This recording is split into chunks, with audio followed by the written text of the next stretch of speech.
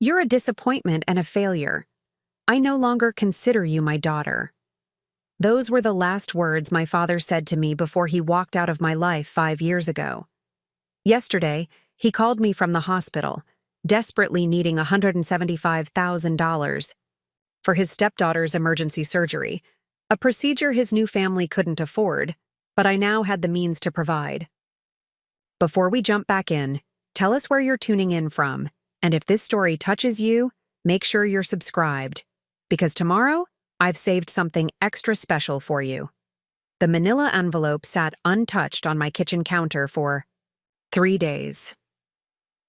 The return address belonged to my father's law firm, Blackwell and Associates, a place I'd visited exactly once when I was 16. That day, Dad had proudly introduced me to his colleagues, his hand on my shoulder, voice brimming with that particular tone parents use when showcasing their children's achievements. Alexandra's going to be a surgeon someday, he'd told them, with absolute certainty. Top of her class in science. Now, at 28, I was neither a surgeon nor top of any class. The envelope likely contained documents finalizing what had been made verbally clear during our last conversation 5 years ago. I was no longer his daughter in any sense that mattered. I poured another cup of coffee, my third that morning, and finally picked up the envelope. My hands trembled slightly as I broke the seal and removed the contents. A formal letter, legal in tone, stating that Harrison James Wells had officially removed me, Alexandra Nicole Wells, from his will and all associated financial provisions. The document required my signature as acknowledgement, nothing more. 5 years ago, I'd stood in my father's immaculate living room, surrounded by the carefully selected furnishings that had replaced the comfortable, worn furniture from my childhood after my mother died.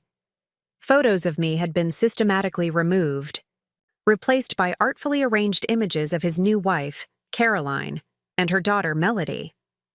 "I've supported you through 3 abandoned degree programs, Alex," he'd said, voice clinical as if addressing an underperforming employee.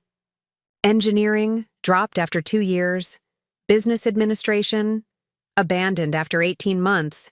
And now this graphic design program you can't seem to commit to either. Dad, I'm just trying to find—" "What? Find what? Yourself?" His laugh had been sharp, unfamiliar. "Life isn't about finding yourself. It's about building something worthwhile. Your mother would be so disappointed in what you've become." The invocation of my mother, gone 8 years by then, had been the cruelest blow. Catherine Wells had been a nurturing force who'd always assured me that discovering my path might take time. "Some people are born knowing exactly what they want," she'd tell me. "Others need to explore a little longer. Neither journey is wrong, just different." But after her death from breast cancer when I was 20, my father's patience with my exploration had steadily eroded, particularly after he'd married Caroline 2 years later. Caroline, with her corporate efficiency, and her daughter Melody, who'd known she wanted to be a doctor since age 12, a living reminder of the daughter I had failed to become. "I'm starting my own business," I'd told him that fateful day, a last desperate attempt to earn his approval. "A creative consultancy. I've been freelancing, building a client base. I just need a small loan to secure office space, and I can—" "Enough." The word had sliced through the air between us. "I'm done investing in your failures. You're 23, years old, living in that dilapidated apartment, jumping from one half-baked scheme to another. You're a disappointment and a failure. I no longer consider you my daughter." I'd stood there, tears streaming down my face as he'd continued in his attorney's voice, explaining that he was removing me from his will, that any further financial support would cease immediately, that I should finally grow up and face reality. When I'd left his house that day, I'd known with absolute certainty it would be the last time I crossed that threshold. Now, 5 years later, the legal document in my hands merely formalized what had already been made abundantly clear. I should have felt nothing. The wound was old, scarred over, Yet seeing it in black and white reopened everything. I signed where indicated, slipped the paper back into its envelope, and set it aside to mail later. My phone rang, the screen lighting up with a client's name, Jasmine from Horizon Startups, probably calling about the branding package I'd delivered yesterday. I composed myself and answered with my professional voice. Alexandra Wells Design. This is Alex. Alex, these designs are exceptional, Jasmine gushed. The team is blown away. This perfectly captures our vision while adding elements we hadn't even considered. The board wants to know if you'd consider coming on as our permanent creative director. I blinked, momentarily disoriented by the contrast between the rejection in the envelope and the enthusiastic approval in Jasmine's voice. I'm flattered, Jasmine. Can you send over the details? I'd like to think about it. After ending the call, I glanced around my home office, no longer a corner of a dilapidated apartment, but the converted second bedroom of my downtown condo. My half-baked scheme had evolved into Alexandra Wells Design, a boutique creative consultancy that had, against all odds and my father's predictions, become not just sustainable but successful. The journey hadn't been easy. After my father's rejection, I'd worked 70-hour weeks, taking any design job I could find while simultaneously building my business plan. I'd lived on ramen and determination, weathered client rejections, endured countless revisions, and gradually, painstakingly built a reputation for innovative design solutions that delivered results. Last year, I'd been featured in Entrepreneur Magazine's 30 Under 30 list. I'd sent a copy to my father's office, not out of spite, but as a quiet statement. You were wrong about me. The magazine had been returned unopened. The doorbell rang, interrupting my thoughts. Through the peephole, I saw a courier holding an envelope. Delivery for Alexandra Wells, she announced, handing me a thin package requiring signature. Priority delivery. Alone again, I opened this new envelope, finding a single sheet of expensive stationery. The handwriting was unfamiliar, feminine, and hurried. Alexandra, I know we've never met properly, though I feel I know you through your father's stories. I'm writing because Harrison has suffered a heart attack. He's stable, but requires bypass surgery. During his hospitalization, my daughter Melody was involved in a serious car accident. She needs emergency neurosurgery our insurance won't fully cover. The procedure costs $175,000. Your father would never ask, but I'm setting aside pride. If you could find it in your heart to help, we would ensure repayment. Harrison doesn't know I'm contacting you. With hope, Caroline Wells, P.S. We're at Mercy General Hospital if you wish to respond in person. I read the letter twice, emotions colliding like storm fronts. My father was ill. The stepdaughter who had replaced me needed expensive surgery. And somehow, the universe had arranged for the daughter deemed worthless to be the only one who could help. The irony wasn't lost on me. 5 years of silence broken not by an apology, but by a financial request. 5 years during which I'd rebuilt myself from the ground up, transforming rejection into determination, creating exactly the kind of success my father might have respected, if he'd bothered to notice. I checked my watch, 3:17 p.m. I had a prospective client meeting at 4 that could potentially bring in my largest contract to date. Mercy General was across town, at least 30 minutes in traffic. I picked up my phone, prepared to call Caroline and explain I couldn't come today, perhaps offer to discuss financial arrangements tomorrow. Then I stopped, a memory surfacing, unbidden. My father at my hospital bedside when I was 12, having broken my arm falling from a tree. Despite an important court case the next morning, he'd stayed all night, helping me manage the pain, telling stories to distract me until dawn painted the hospital room gold. Before his heart hardened, before disappointment replaced love. I set the phone down and grabbed my car keys instead. The client would have to wait. Whether motivated by compassion, curiosity, or the lingering hope for reconciliation I'd never fully extinguished, I needed to see my father face to face. As I drove toward Mercy General, a strange calm settled over me. For 5 years, I'd defined myself in opposition to my father's dismissal, building a life that proved his assessment wrong. Now I was driving toward the man who had shattered my world with a single sentence. I no longer consider you my daughter. Armed. Not with recriminations, but with exactly the success he'd never believed I could achieve. The irony was almost perfect. Almost. Mercy General Hospital loomed before me, a sprawling complex of glass and steel that seemed to absorb the afternoon sunlight rather than reflect it. I sat in my parked car, hands still gripping the steering wheel, gathering courage for what lay ahead. The last time I'd seen my father, his face had been contorted with disappointment. Now he was somewhere in this building, his heart literally broken, unaware that his discarded daughter was about to walk back into his life. I smoothed my charcoal pencil skirt, the one I wore for important client presentations, and checked my appearance in the rearview mirror. I looked polished, professional, successful. Good. Whether this reunion ended in reconciliation or further rejection, I would face it as the woman I had become, not the struggling 20-something he had dismissed. The hospital's main entrance opened into a bustling atrium. At the information desk, a volunteer with silver hair and kind eyes directed me to the cardiac unit on the 4th floor.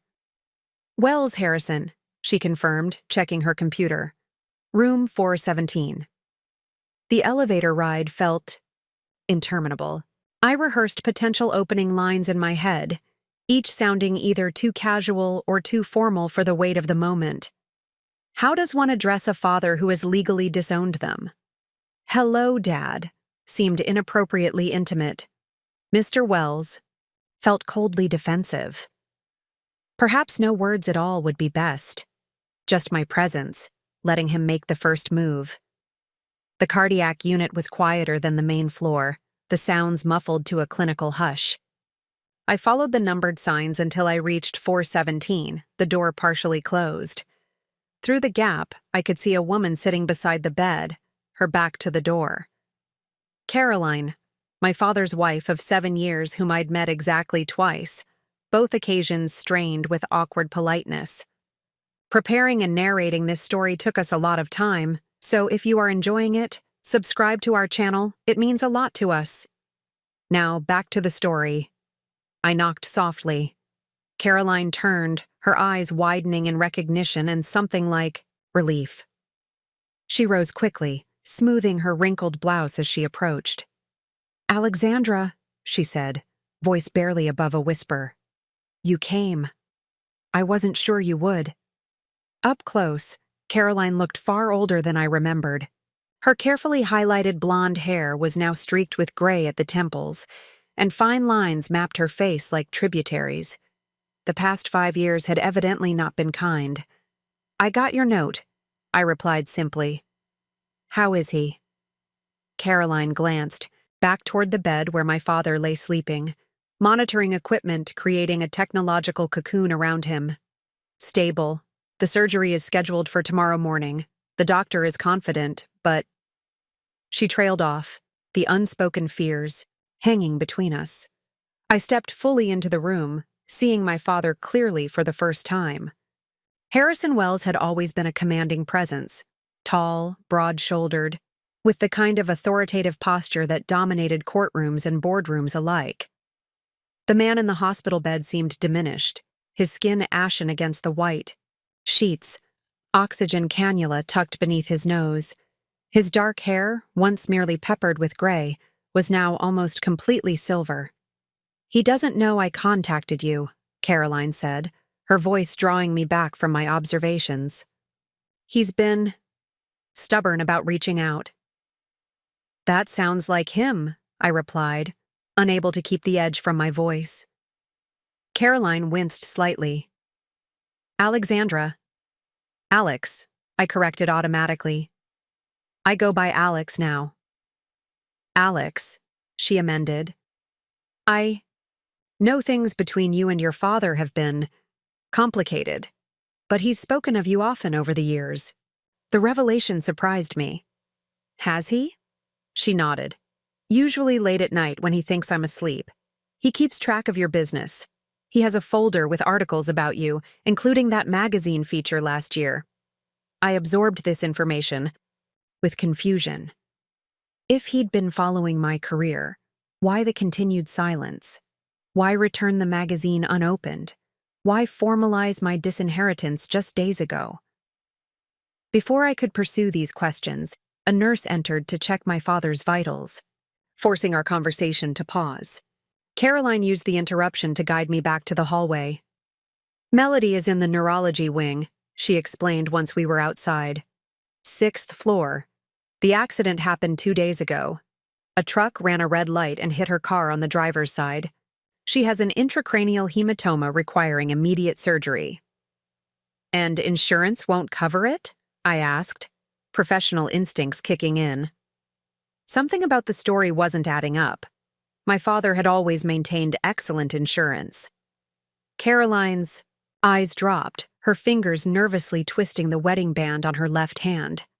Our policy has a lifetime maximum benefit that Melody already exceeded 3 years ago. She had previous medical issues, extended psychiatric care. This was new information. The perfectly poised stepdaughter, the one whose predetermined life path had been favorably compared to my wandering, had apparently faced her own struggles. I see, I said neutrally. And my father's assets? Caroline's expression tightened.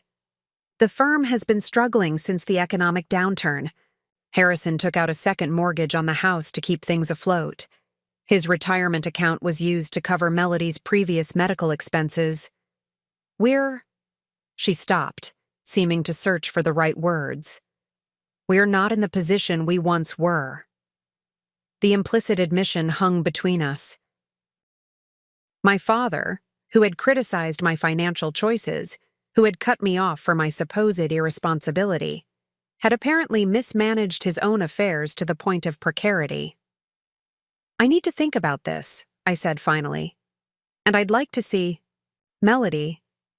Caroline nodded, relief visible in her shoulders. Of course, I'll take you to her room. We rode the elevator in silence, each floor's ascending number giving me time to process what I'd learned. By the time we reached the neurology wing, I had formulated at least a dozen questions about my father's financial situation, about the timing of the disinheritance papers, about why Caroline had reached out now, after years of silence. Melody's room was darker than my father's, the blinds drawn against the afternoon sun. She lay motionless, her head partially shaved and bandaged, face bruised and swollen almost beyond recognition.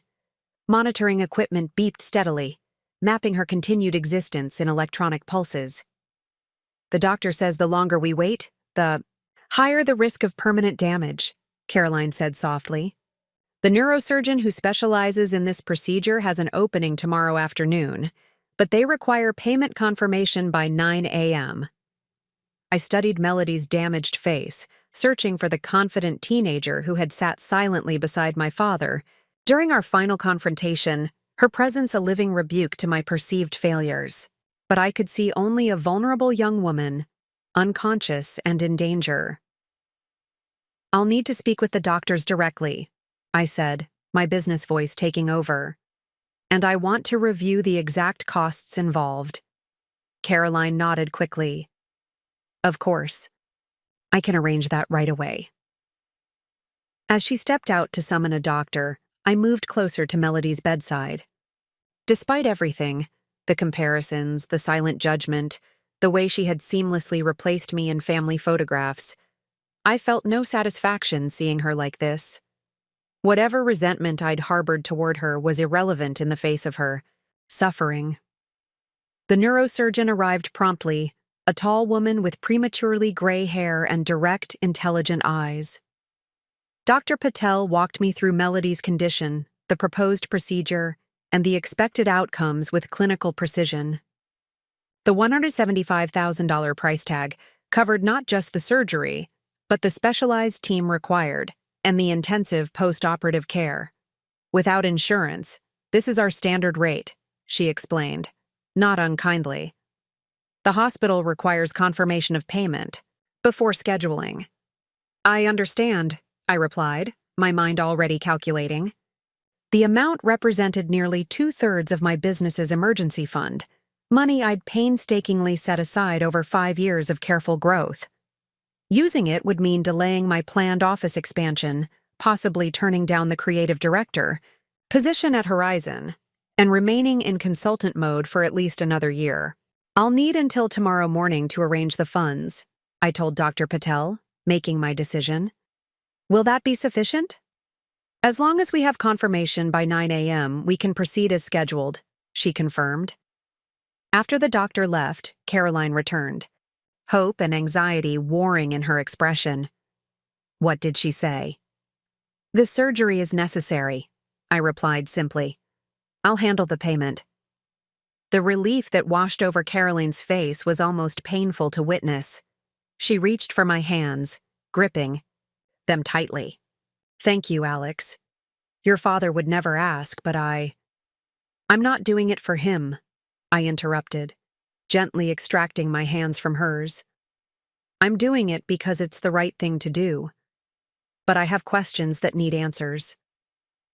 Caroline's relief faltered. Of course, anything. Not now, I said, gathering my purse. Tomorrow, after I've confirmed the payment and checked on my father. I need to return to my office and make arrangements. As I turned to leave, Caroline called after me. Alex? He does regret it, you know. The things he said to you. He's just too proud to admit it. I paused at the door, neither accepting nor rejecting her statement. Pride had always been my father's defining characteristic, his strength in the courtroom and his fatal flaw as a parent. Tomorrow, I repeated, and left without looking back. The drive to my office was a blur, my mind racing with implications and decisions. By the time I reached the familiar glass building housing Alexandra Wells' design, the sun was setting, painting the windows in shades of amber and gold. My assistant, Ryan, looked up in surprise as I entered. I rescheduled the Horizon meeting for tomorrow at 11, he reported. Jasmine was very understanding. Cancel it entirely, I instructed, striding toward my office. And get me Martin from First National on the phone. I need to arrange a significant wire transfer for tomorrow morning.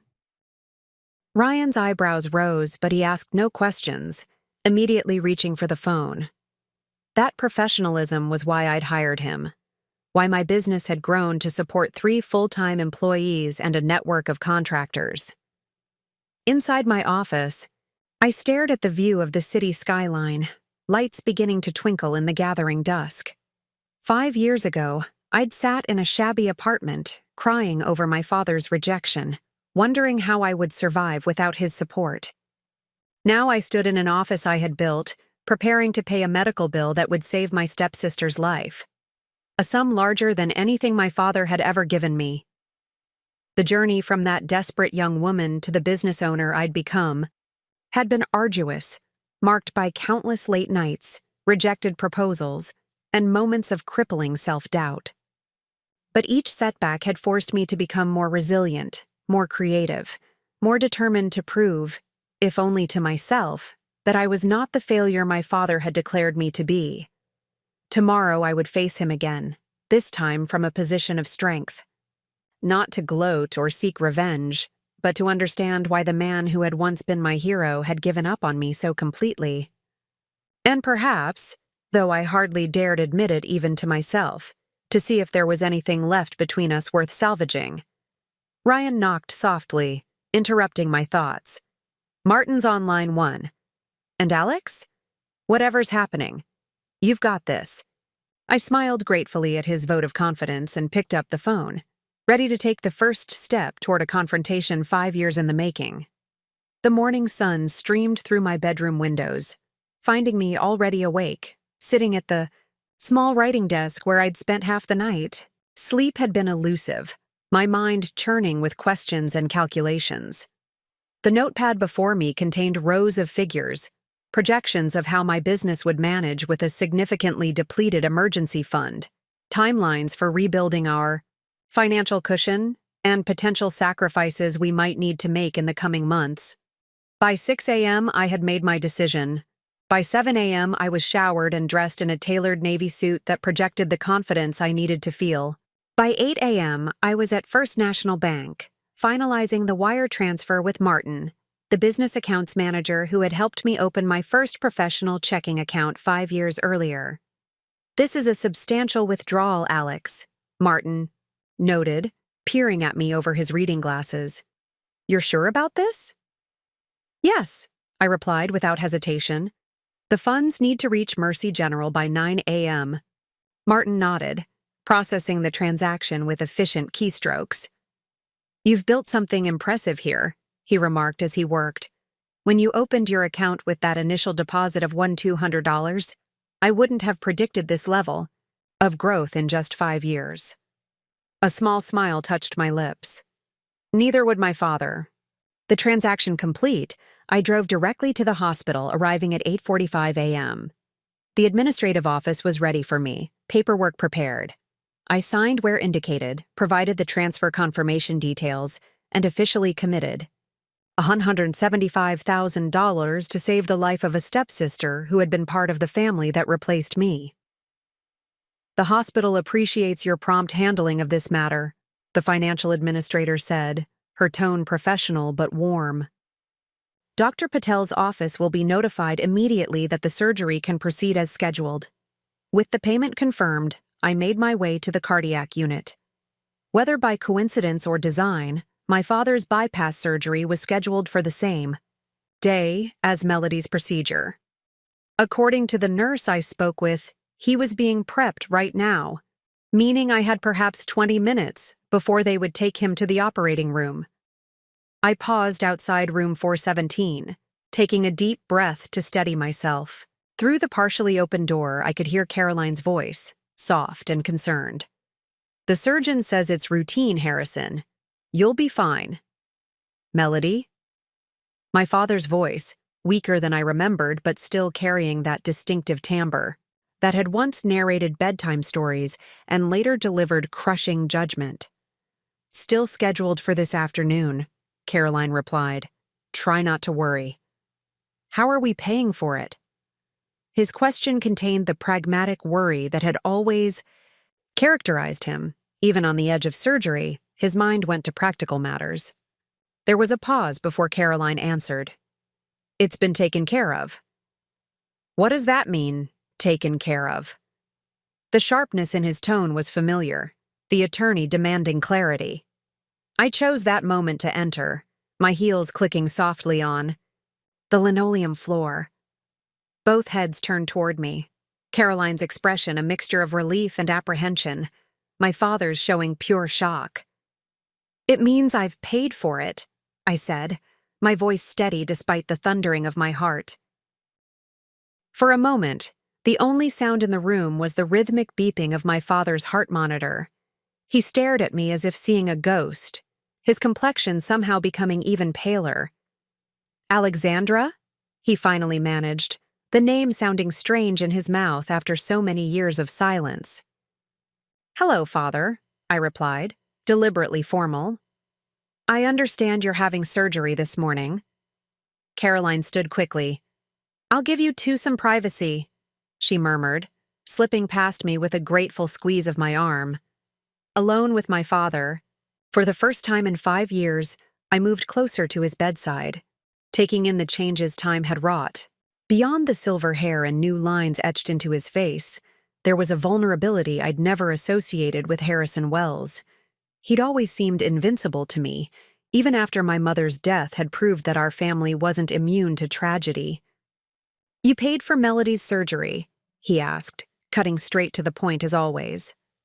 "Yes, $175,000. The transfer was confirmed this morning." He closed his eyes briefly, as if processing this information required more strength than he currently possessed. When he opened them again, they held a question he seemed unable to voice. "I can afford it," I answered anyway. My half-baked scheme turned out to be quite profitable. A shadow of recognition crossed his face at the echo of his own dismissive words. Your design business. Alexandra Wells Design, I confirmed. We specialize in brand strategy and visual communications for tech startups and financial institutions. 27 employees now, offices in 3 cities. Our projected revenue this year is $2 million. I hadn't intended to list these achievements like credentials, but they spilled out anyway. The measuring stick I'd been using to prove my worth since the day he'd deemed me worthless. He absorbed this information in silence, his lawyer's mind, no doubt calculating exactly how far I'd come without his support. Finally, he asked, "Why would you help us, after everything?" The question hung between us, heavy with the weight of unspoken history. Why indeed? I moved to the window, gathering my thoughts as I looked out at the hospital parking lot below. I've been asking myself the same question since Caroline's note arrived, I admitted. I'm still not entirely sure of the answer. I turned back, to face him. It's not because I've forgotten what you said to me. It's not because I'm seeking reconciliation or hoping to change your opinion of me. I stopped measuring my worth by your assessment years ago. Then why? He pressed, a hint of the old intensity returning to his voice. Because Mom would have wanted me to, I said simply. And because refusing to help someone in need just to prove a point would make me exactly the kind of person you accused me of being 5 years ago. Selfish and irresponsible. My father flinched as if I'd struck him. For a moment, I thought he might argue or defend his past actions. Instead, he nodded once, accepting the implicit criticism. I received your legal paperwork, I continued, changing the subject. Finalizing my removal from your will, the timing seems interesting. He frowned. What paperwork? The documents from Blackwell and Associates. I signed them yesterday. My father's confusion appeared genuine. I haven't used Blackwell in over 2 years. Not since the firm downsized and I started my own practice. Now it was my turn to be confused. But I received official documentation.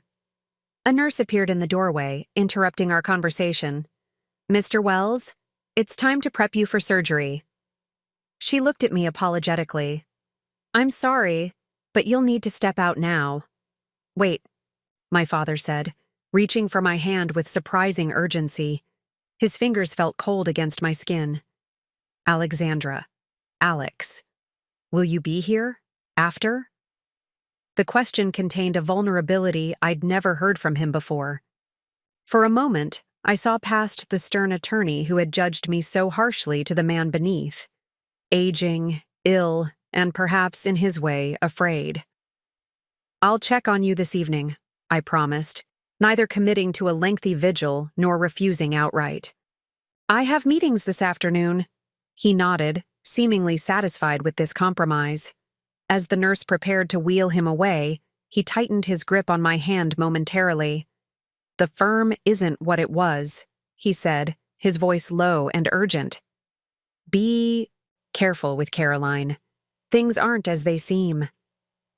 Before I could ask what he meant, the nurse was guiding his bed toward the door, and the moment for questions had passed. I remained in the empty room after they left, trying to make sense of our brief exchange. The warning about Caroline seemed at odds with her apparent relief at my arrival and gratitude for my financial assistance. And what had he meant about the paperwork? If he hadn't sent the disinheritance documents, who had? My phone chimed with a calendar alert, a reminder of the conference call I'd scheduled with my team to explain the financial adjustments we'd need to make. I couldn't linger in the hospital pondering mysteries when my business required attention. As I gathered my things to leave, Caroline returned, looking simultaneously exhausted and animated. "They've taken him for surgery?" she asked, glancing at the empty bed. "Yes, just now," I confirmed. "He seemed concerned about you." Caroline smiled faintly. "Harrison always worries too much." She moved closer, lowering her voice. I can't thank you enough for what you've done, Alex. When Melody recovers, we'll work out a repayment plan. Harrison doesn't know how generous you've been, but I've told him we secured a medical loan. Why lie to him? I asked, genuinely curious. She sighed, sinking into a chair. Your father has his pride. Learning that his discarded daughter rescued his new family would be difficult for him to accept, especially given his recent financial struggles. About those struggles, I began, choosing my words carefully. He mentioned something about the firm downsizing. What exactly happened? Caroline's expression clouded. The pandemic hit legal services hard. Then Harrison's former partner made some questionable investments with the firm's reserves. It's been a difficult few years. She hesitated, then added, That's why the disinheritance papers were finally filed. There was nothing left to leave you anyway, so Harrison thought it best to make it official. This contradicted my father's apparent confusion about the documents, but before I could press further, my phone rang. Ryan, likely calling about our scheduled conference call. I need to take this, I said, moving toward the door. Business matters. Caroline nodded, understanding. Of course. Will you be back later? For Harrison? After my meetings, I confirmed. And I'd like to check on Melody as well. Her surgery is scheduled for 2 p.m., Caroline informed me. I'll be with, her until then if you need anything. As I left the hospital, my mind was buzzing with contradictions and questions. My father's warning about Caroline contrasted sharply with her seemingly transparent gratitude. His confusion about the legal paperwork didn't align with her explanation. Something wasn't adding up, and my business instincts, the same ones that had helped me identify promising clients and avoid problematic partnerships, were signaling caution. Sitting in my car, I made a decision. Before returning to the hospital that evening, I needed to verify some facts. If I was going to navigate whatever complex situation existed between my father and his new family, I needed more information than either of them had provided. I started the engine, pulling out my phone to make a call to an old college friend who now worked at the county records office. The $175,000 was already spent. I couldn't undo that decision. But I could ensure that whatever came next would be based on truth rather than manipulation. As I drove toward my office, the morning sun glinted off the buildings downtown, illuminating the skyline that had become the backdrop to my hard-won success. 5 years ago, I'd allowed my father's judgment to devastate me. Today, I was making choices based on my own values while maintaining the clear-eyed assessment that had built my business. If reconciliation with my father was possible, it would need to be founded on honesty. And if Caroline's intentions weren't as straightforward as they appeared, I would need to be prepared for that reality as well. Either way, I was no longer the broken young woman desperately seeking approval. Whatever revelations awaited, I would face them as Alexandra Wells, CEO, a woman who had learned the hard way that true worth comes from within, not from another's assessment. The midday sun blazed overhead as I pulled into the parking lot of the county records office, a nondescript government building that housed the paper trail of countless lives and transactions. My college roommate, Diane Reeves, waited by the entrance, her county employee badge visible against her practical navy blazer. We'd stayed in touch over the years, occasionally meeting for coffee to trade stories of career triumphs and dating disasters. Now I was calling in a favor that stretched the boundaries of our friendship. Alexandra Wells, she greeted me with a quick hug. 5 years of dodging my dinner invitations, but you call when you need property records? I smiled apologetically. I know, and I promise a proper catch-up soon. This is complicated. Family drama usually is, Diane replied, swiping her badge at the employee entrance. You didn't give me much to go on over the phone. As we walked through the fluorescent-lit corridors, I outlined what I needed. Property records for my father's house, information about any second mortgage, and details about his law practice's current status. That's a lot of sensitive information, Diane noted, leading me to a small research room equipped with a computer terminal. Some of it isn't public record.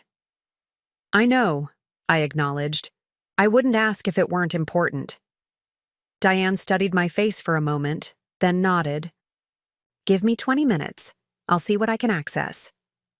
While waiting, I called Ryan for an update on our morning conference call with the team. The news was cautiously positive. Our designers and account managers had responded to the financial adjustment with professional understanding. We would postpone the office expansion, scale back our year-end bonus projections, and focus on high-value clients for the next 6 months while rebuilding our reserves. The Horizon Creative Director offer is still on the table, Ryan reminded me. That alone would stabilize our cash flow if you decide to take it. It would also fundamentally change how we operate, I replied. I built this company to maintain creative independence. True, but circumstances change, he pointed out pragmatically. Just something to consider. Diane returned carrying a manila folder, ironically similar to the one that had contained my supposed disinheritance papers. Her expression was difficult to read. I found some interesting things, she said, closing the door for privacy. Your father's house does have a second mortgage, taken out 3 years ago. But here's where it gets curious. The funds weren't used to support his law practice. How do you know? I asked. She opened the folder, revealing printouts of various documents. Because his practice was dissolved 4 years ago. He surrendered his license to practice law following a disciplinary hearing. The information hit me like a physical blow. That's impossible. He's been practicing for 30 years. It was his life. Not for the past 4 years, Diane said gently, showing me the official record. According to this, Harrison James Wells voluntarily surrendered his license following allegations of mishandling client funds. I stared at the document, my mind refusing to process what I was seeing. My father, whose integrity had been the cornerstone of his identity, who had lectured me endlessly about responsibility and ethical behavior, had apparently violated the fundamental principles of his profession. There's more, Diane continued. The second mortgage wasn't applied to any business.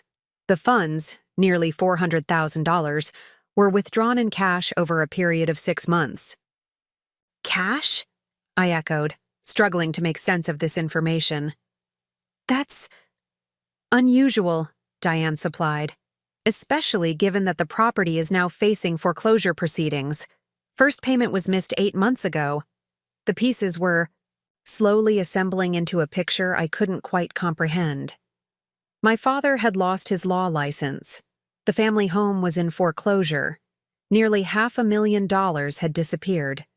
And through it all, Caroline had maintained the fiction of a struggling but operational law practice. What about Blackwell and Associates? I asked. Are they still active? Diane pulled up another document on the computer. Yes, they're a legitimate firm, but they haven't represented your father in any capacity for years. Which meant the disinheritance papers couldn't have come from them. They were forgeries. One more thing, Diane said, lowering her voice although we were alone in the room. I checked medical records. We have limited access for insurance verification purposes. There's no record of a Melody Wells being admitted to Mercy General for a car accident or scheduled for neurosurgery. The floor seemed to tilt beneath me. That's not possible. I saw her yesterday. She was unconscious, injured. I'm not saying she's not there, Diane clarified. Just that there's no official record under that name. Could be entered under a different name for privacy, or there might be a processing delay. Or it could be another lie in what was becoming an increasingly elaborate deception. I gathered the documents, my mind racing to connect the disparate threads of information. I need copies of everything you found. Already made them for you, Diane replied, handing me a sealed envelope. Just be careful, Alex. Whatever's happening here doesn't feel right. I thanked her, promising the dinner I'd been postponing for years, and headed back to my car. Once inside, I called Ryan again. "I need you to do something discreetly," I instructed. "Contact Mercy General's billing department as if you're verifying an insurance claim. Ask about the status of Melody Wells's neurosurgery, scheduled for 2 p.m. today." "That's technically fraud," Ryan pointed out. "Just ask if the procedure has been confirmed and paid for," I clarified.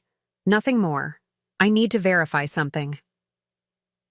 While waiting for Ryan's callback, I reviewed the documents Diane had provided. The disciplinary action against my father detailed a pattern of increasingly erratic behavior following financial irregularities. Client funds had been temporarily misappropriated, then replaced, suggesting desperation rather than calculated theft.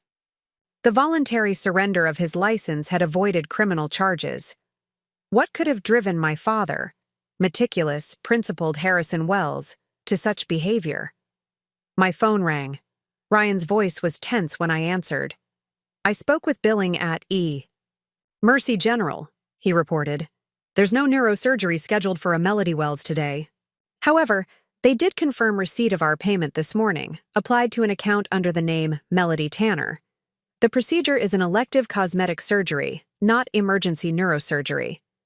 The final piece clicked into place, completing a picture of breathtaking deception. There was no emergency, no traumatic car accident. The supposedly life-saving procedure I'd paid for was elective, likely the kind of cosmetic enhancement my father had always dismissed as vanity. "What do you want me to do?" Ryan asked after I'd been silent for several moments. "We could contact the hospital administration, maybe the police." "No," I said firmly. "Not yet. First, I need to understand exactly what's happening. Keep this information confidential for now." I checked the time, 1:17 p.m. If the cosmetic procedure was scheduled for 2 p.m., Caroline would be with Melody now, preparing her for surgery. And my father would be in post-operative recovery from his cardiac bypass. I started the car, my decision made. I would confront Caroline directly, with evidence in hand. Whatever scheme she had orchestrated, whether my father was complicit or victim, ended today. The drive back to Mercy General gave me time to organize my thoughts and strategy. The businesswoman in me, the one who had built a successful company from nothing, approached the situation analytically. I had been manipulated. Yes, but I hadn't lost everything. The $175,000 was a significant setback but not a catastrophic one. My company would recover. My professional reputation remained intact. What stung more deeply was the realization that I had allowed myself to be emotionally manipulated. After years of building walls against my father's judgment, I had left myself vulnerable to Caroline's exploitation of my lingering hope for reconciliation. I parked in the hospital lot, gathered the envelope of documents, and made my way directly to the cosmetic surgery wing. Not the neurology department where I'd seen unconscious Melody the day before. At the nurse's station, I asked for Melody Tanner's room. "Are you family?" the nurse inquired. "Stepsister," I replied without hesitation. "I'm the one who paid for the procedure." This was apparently the magic phrase, as the nurse immediately directed me to room 631. Outside the door, I paused, hearing Caroline's voice within. "The swelling will be significant at first, but Dr. Levine says you'll see the final results in about 3 months. Just think. You'll have the perfect profile for your audition season." "And Harrison doesn't suspect anything?" Melody's voice, alert, coherent, not at all like someone who had been unconscious from a traumatic brain injury the day before. "He thinks you're having emergency surgery for a car accident," Caroline confirmed with a laugh. "And he thinks we got a medical loan. If he knew his daughter paid for your nose job, he'd—" I pushed the door open without knocking. Caroline spun around, her face draining of color as she registered my presence. Melody, sitting upright in bed, perfectly conscious, with only some pre-surgical markings on her face, looked more annoyed than alarmed. "He'd what, Caroline?" I asked, my voice deadly calm. Have another heart attack? Or just be ashamed of the elaborate fraud you've perpetrated? Caroline recovered quickly, a practiced smile replacing her initial shock. Alex, I was just explaining to Melody how generous you've been. There seems to have been some miscommunication about— Stop.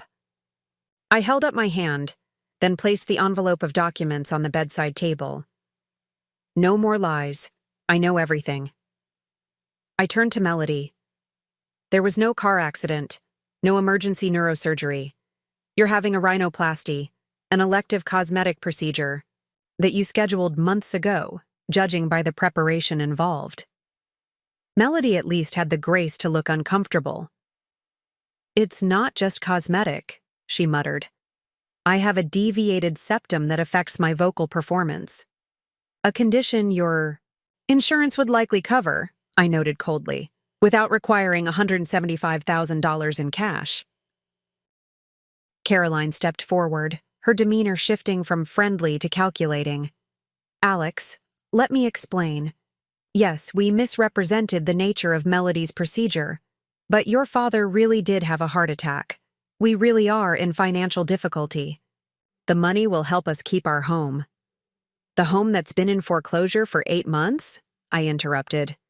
The one with a $400,000 second mortgage that was withdrawn in cash? Or perhaps you mean the law practice that hasn't existed since. My father surrendered his license 4 years ago. Caroline's facade crumbled entirely.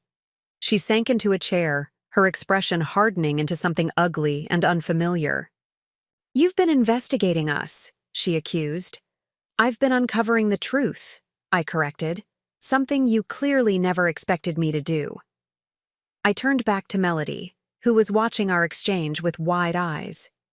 Did you know your medical records are under your original surname?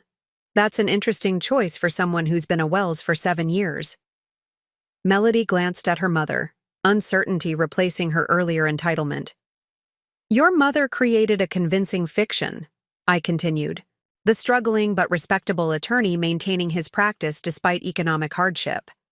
The dutiful wife supporting him through difficult times, the talented daughter needing emergency medical care.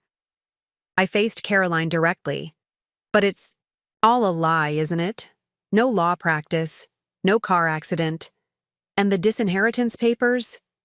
Forgeries designed to make me believe my father had finally and formally rejected me, making your subsequent appeal to my better nature more likely to succeed. You don't understand, Caroline began. Oh, I understand perfectly, I replied. What I don't know is whether my father is your accomplice or your victim.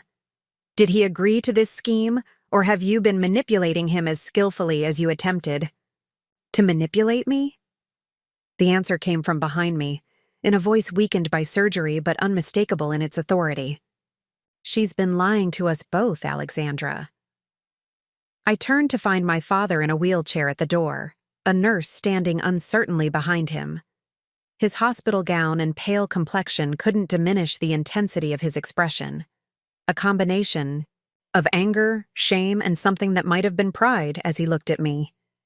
Mr. Wells, the nurse protested, you shouldn't be out of bed. Your surgery just finished. And yet here I am, my father replied grimly. Leave us, please. This is a family matter. As the nurse reluctantly departed, closing the door behind her, Caroline rose to her feet, a new calculation visible in her eyes. Harrison, you need to rest. You're confused from the anesthesia. Enough. My father's voice cracked like a gavel, silencing her instantly. I heard everything, and Alexandra deserves the truth. He looked at me, his eyes clear despite his physical weakness. I never sent those disinheritance papers. I never stopped considering you my daughter. And while I lost my practice through my own failings, the rest of Caroline's story appears to be as much a fabrication to me as it was to you. For the first time in 5 years, I found myself believing my father completely. Whatever reconciliation might be possible between us remained to be seen, but in this moment, we were unexpectedly aligned against a common deception. Caroline looked from one of us to the other, her plans visibly unraveling. But rather than surrender, she straightened her shoulders, a calculating smile replacing her momentary defeat. "Well," she said coolly, "this is an interesting development. But the surgery is still paid for. Harrison is still recovering from a very real heart condition, and the money has already been transferred. So perhaps we should all take some time to consider our next steps carefully." The implied threat was clear. Make an issue of this, and there could be consequences for everyone. But Caroline had underestimated what 5 years of building a business from nothing had taught me. I had faced down difficult clients, navigated cash flow crises, and overcome countless professional obstacles. Her manipulations were amateur by comparison. "You're right about one thing," I replied calmly. "We should all consider our next steps carefully, starting with how financial fraud and false medical claims might interest both the hospital administration and the authorities." I turned to my father, really seeing him, for the first time in years, not as the infallible judge of my worth, nor as the cruel rejecter of my dreams, but as a flawed man who had made his own serious mistakes. "We have a lot to discuss," I told him. "But first, you need to return to recovery, and I need to speak with the hospital billing department about a payment made under false pretenses." As I helped the nurse return my father to his room, leaving Caroline and Melody to contemplate the unraveling of their scheme, I felt an unexpected lightness. The $175,000 might be lost, but something far more valuable had been found. The beginning of a truth that, however painful, offered the possibility of genuine healing. And in that moment, I understood that my true inheritance had never been financial. It was the resilience I had built, the business I had created, and the wisdom to recognize that even the deepest wounds could become sources of strength when faced with honesty and courage. The hospital cafeteria buzzed with afternoon activity as I sat alone at a corner table, a cooling cup of coffee between my hands. 2 hours had passed since my confrontation with Caroline. In that time, I'd spoken with hospital administration about the fraudulent surgery claims, met with their legal department to explain the situation, and initiated the process to recover at least part of my payment. The hospital had been surprisingly understanding once I'd explained the circumstances, though their legal counsel warned that full reimbursement might require court proceedings. I rubbed my temples, fatigue settling into my bones. The emotional whiplash of the past 2 days, from reluctant daughter to financial savior to fraud victim, had left me drained. My phone buzzed with a text from Ryan. "Team meeting went well. Taking care of everything. Focus on family matters." I smiled faintly at his perceptiveness. In just 2 years, Ryan had become more than an assistant. He'd become the reliable right hand that allowed my business to function even when my attention was divided. "Ms. Wells?" A nurse approached my table. "Your father is asking for you. He's been moved to a private room for recovery." I nodded, gathering my things. "How is he doing?" "Remarkably well for someone who had bypass surgery this morning and then decided to take a wheelchair excursion," she replied with professional disapproval. "The doctor says his heart function is improving already, but he needs rest and minimal stress." I almost laughed at the irony. Minimal stress seemed impossible given the circumstances, but I followed her to the elevators anyway. As we rode to the cardiac recovery floor, I mentally prepared for the conversation ahead. A conversation 5 years overdue. My father's new room was quieter than the post-operative recovery area, with large windows overlooking the hospital gardens. He was awake, propped up slightly, his complexion less gray than earlier. A book lay open on his lap, though his attention was focused on the doorway as I entered. "Alexandra," he greeted me, his voice stronger than before. "I wasn't sure you'd come back." "I said I would," I replied, taking the visitor's chair beside his bed. "Has Caroline been here?" His expression, Hardened. No. Hospital security is ensuring she doesn't enter this room without my explicit permission. One benefit of being the victim of attempted fraud: people take your concerns seriously. So, you've spoken with administration? He nodded. While you were talking to billing, a hospital administrator came to see me. Apparently, you made quite an impression. I shrugged, uncomfortable with his apparent approval. 5 years of emotional distance couldn't be bridged by one efficient handling of a crisis. The administrator mentioned you've initiated proceedings to recover the money, he continued. They're cooperating fully. It was a business decision, I said neutrally. Alexandra Wells Design can't afford to lose $175,000 to fraud, even familial fraud. Of course, he acknowledged. A silence stretched between us, filled with unspoken history. Finally, my father closed his book and looked at me directly. I owe you an explanation. About the license suspension, the financial problems, all of it. You don't owe me anything, I responded automatically. I do, he insisted.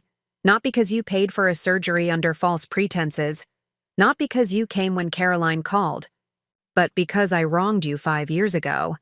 And you deserve to understand why. The directness of his admission caught me off guard.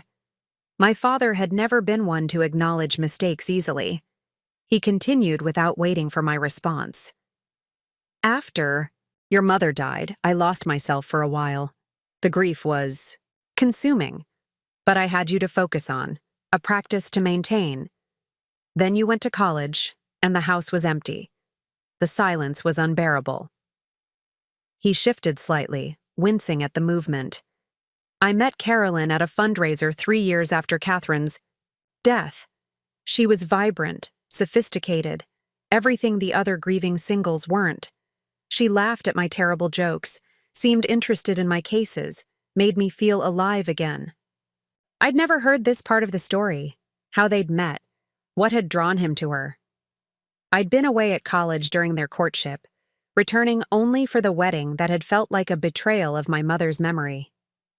Looking back, I see the calculation in every move she made, he admitted.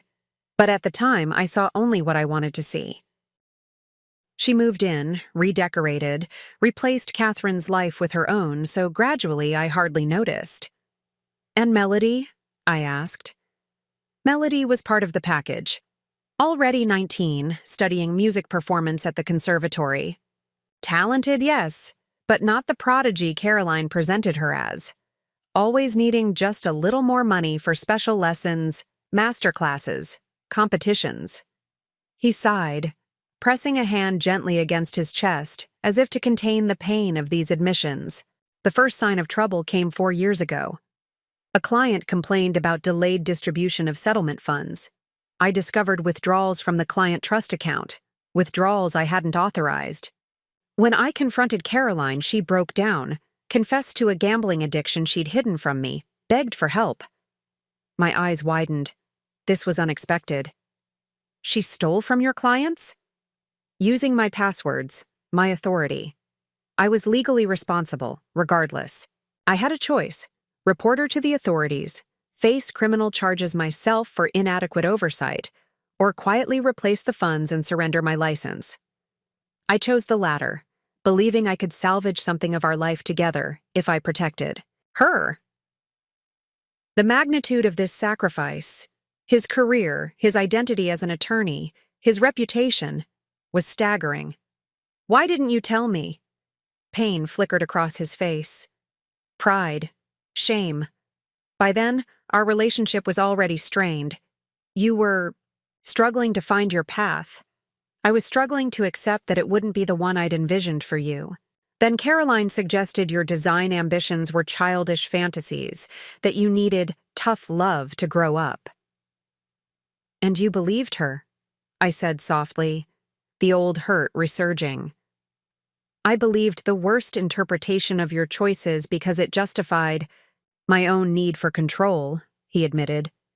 When you came asking for a loan for your business, I saw only another potential failure, another disappointment. Caroline encouraged that view, and I said unforgivable things. I remembered that day with perfect clarity, standing in his living room, shaking with hurt and rage as he dismantled not just my business plan, but my worth as a person, as a daughter. After you left, he continued, things deteriorated rapidly. Without my practice, we relied on savings, then loans. Caroline's gambling problem mysteriously required more cash infusions. Melody's endless educational and performance needs drained accounts. I began to suspect I was being manipulated, but by then, I was trapped in a web of my own making. Why, didn't you reach out? I asked. Even after everything, I would have helped, he finished. Like you did yesterday? I know. That's what makes my failure so complete. I abandoned the one person who would have stood by me, all to protect someone who was systematically destroying everything I valued. The raw honesty in his voice pierced the armor I'd built around my heart. For 5 years, I'd carried the weight of his rejection, using it as fuel to prove him wrong. Now, seeing him diminished yet somehow more genuine than I'd ever known him to be, I felt the first stirrings of something I'd thought impossible: forgiveness. The heart attack was a blessing in disguise, my father said, gesturing to his surroundings. It forced a reckoning. When Caroline started talking about Melody's emergency surgery, something didn't add up.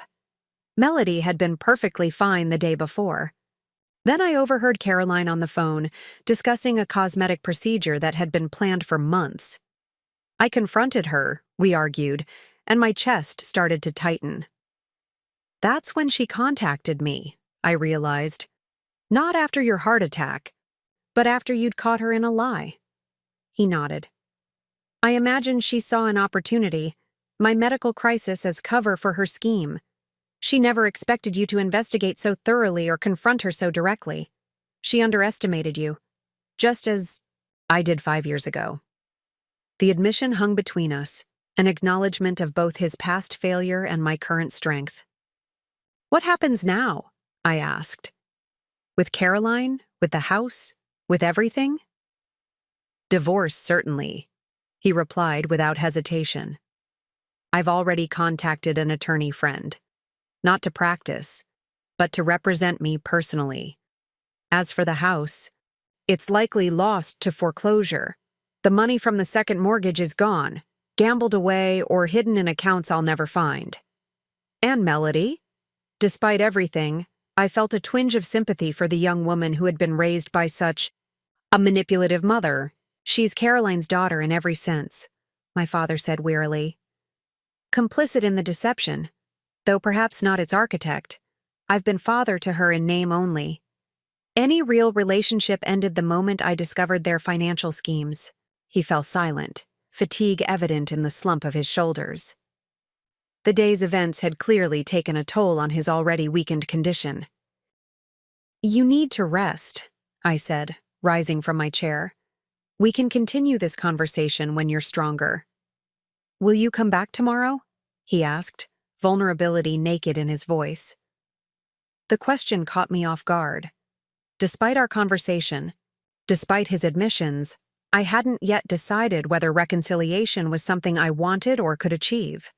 The wounds of his rejection ran deep, and trust, once broken, wasn't easily restored. I'll come, I promised after a moment's consideration. But I need to be clear about something. I'm not the same person I was 5 years ago. I've built a life, a business, an identity that exists completely apart from you. If we're going to have any relationship going forward, it needs to be based on who I am now, not who you wanted me to be then. He nodded slowly. I wouldn't want anything else.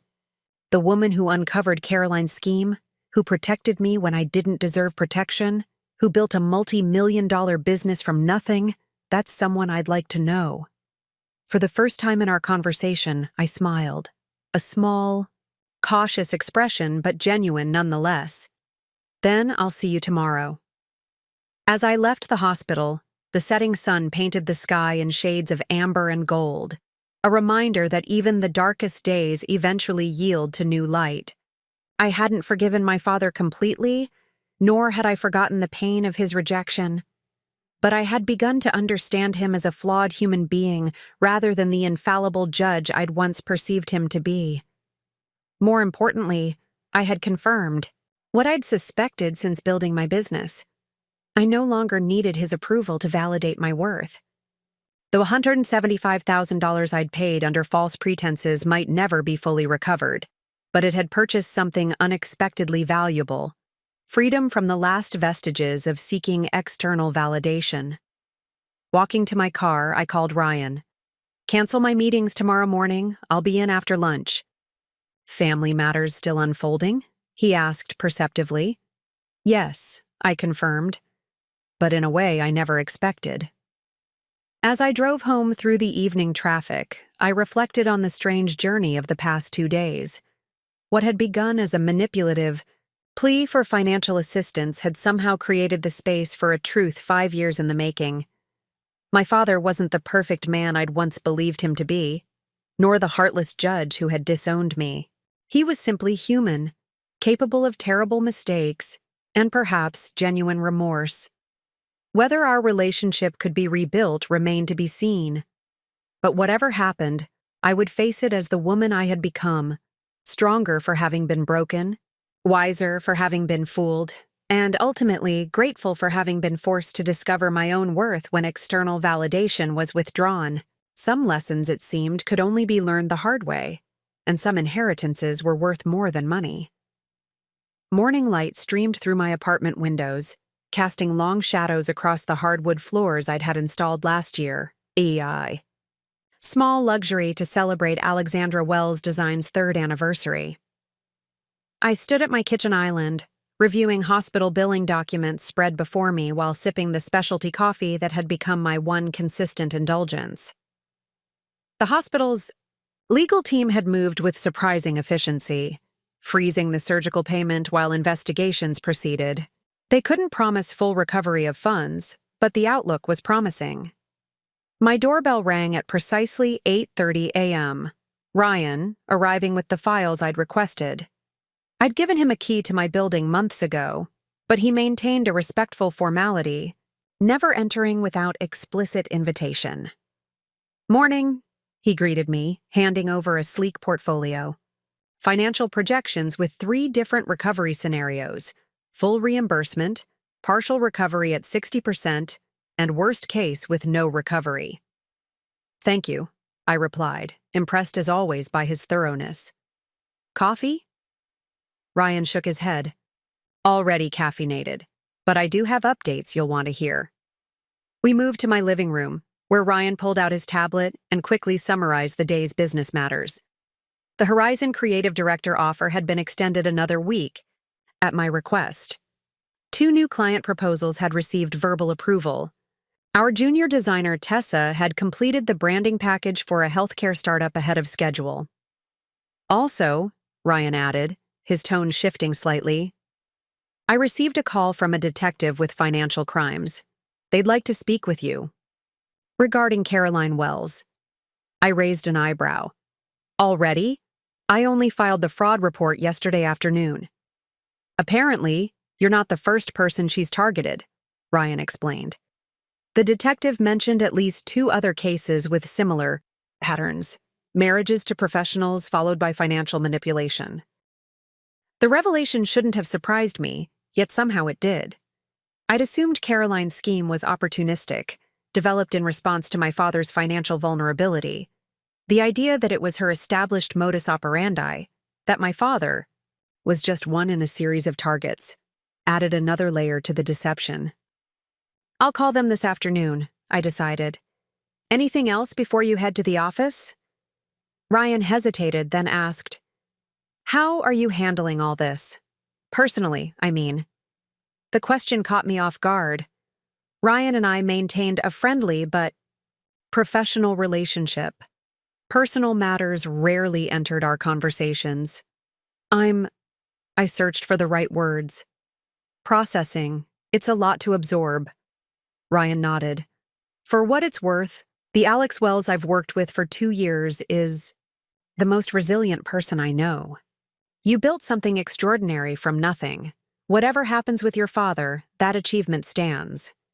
His words, simple but sincere, touched me unexpectedly. Thank you, Ryan. That means a lot.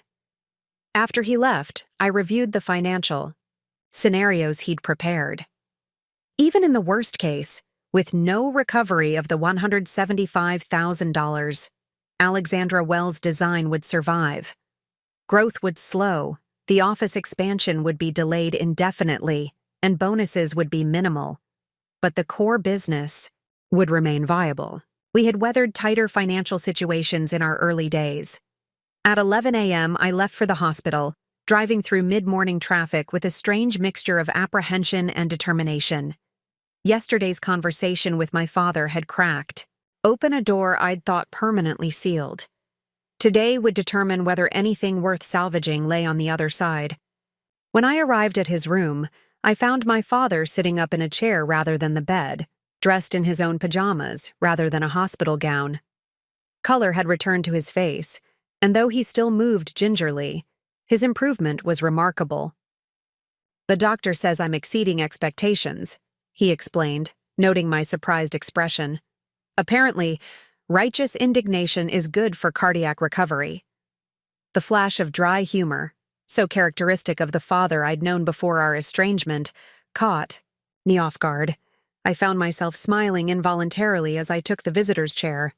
I brought something for you, I said, handing him a small package.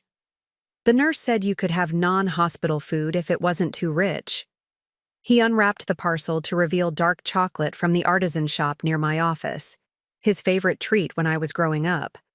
His expression softened with recognition. You remembered, he said quietly. Some things stick with you, I replied neutrally, unwilling to be drawn too quickly into nostalgia. How are you feeling today? Physically? Better than expected. Emotionally? He sighed. I'm alternating between rage at Caroline's betrayal and disgust at my own gullibility. The hospital psychiatrist says both reactions are normal. You're seeing a psychiatrist? This was unexpected. My father had always dismissed therapy as paying strangers to tell you what you already know. Required after cardiac events. Apparently, he explained. But surprisingly helpful.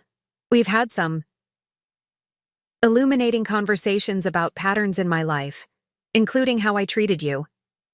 He broke off a small piece of chocolate, considering it before continuing. Have you heard anything about your payment recovery? I updated him on the hospital's proceedings and the detective's interest in Caroline's case. He absorbed the information with a lawyer's analytical focus, asking pertinent questions about timing and procedure. You've handled this remarkably. Well, he observed, with more composure than many seasoned attorneys I've known. Running a business teaches crisis management quickly, I replied. You adapt or you fail.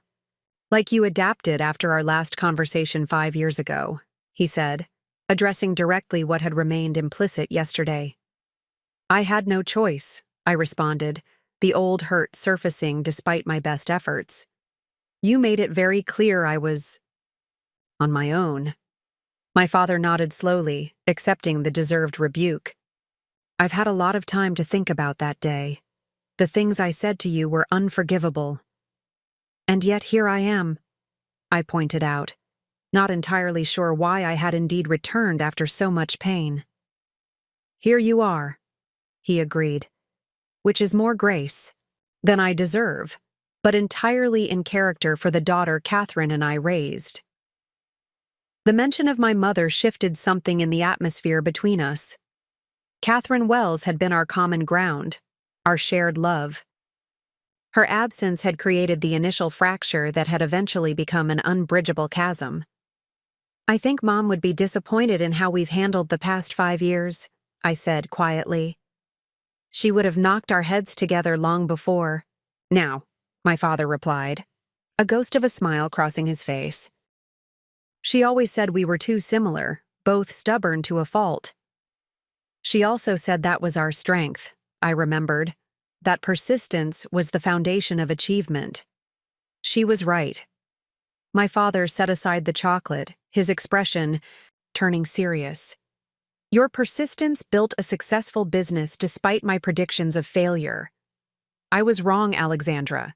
Completely, utterly wrong about you and your capabilities. The explicit acknowledgement, the words I'd once desperately longed to hear, landed differently than I might have expected years ago. Instead of vindication, I felt a complex mix of emotions: relief that my achievements were finally recognized, sadness for the years of estrangement, and an unexpected sense of closure. I gave up waiting for your approval a long time ago. I told him honestly. I had to. Building my business required believing in myself when no one else did. Not no one, he corrected gently. Your mother would have believed in you implicitly, and it seems you found others who recognized what I failed to see. Your employees, your clients. I thought of Ryan's words earlier that morning, of Jasmine's enthusiasm for my designs, of the team that had rallied around me despite the financial setback. He was right. I had created not just a business, but a community that valued my vision and abilities. I did, I acknowledged, but your opinion mattered, more than anyone's. That's why your rejection hurt so deeply. My father winced at the word rejection, but didn't deny its accuracy. If I could undo that day, those words, I would. But since I can't, I can only ask if there's any possibility of moving forward. From here, not picking up where we left off. Too much has changed for that, but perhaps building something new. The question hung between us, weighty with implication. 5 years ago, I would have grasped desperately at any sign of reconciliation. Now, I had the emotional security to consider it carefully, to weigh what a relationship with my father might look like without the desperate need for validation that had characterized our past interactions. I don't know, I answered honestly. There's a lot of hurt to process, a lot of trust to rebuild. And practically speaking, our lives are in very different places now. He nodded, accepting this reality. I understand. For what it's worth, I'm proud of who you've become, Alexandra. Not because you've proven me wrong, though you certainly have, but because you've built something meaningful entirely on your own terms. The words settled into the space between us, neither demanding response nor seeking absolution, simply stating a truth too long unacknowledged. Our conversation was interrupted by a knock at the door. A nurse entered, followed by a doctor in surgical scrubs. Mr. Wells, it's time for your follow-up evaluation, the doctor announced, then noticed me. Family can return in about 30 minutes. I stood, gathering my purse. That's fine. I need to make some calls anyway. My father caught my hand before I could leave. Will you come back after the evaluation? The question contained no demand, no expectation, only hope. 5 years ago, he had declared me no longer his daughter. Today, he was asking permission to be my father again. I'll come back, I promised. We still have a lot to discuss.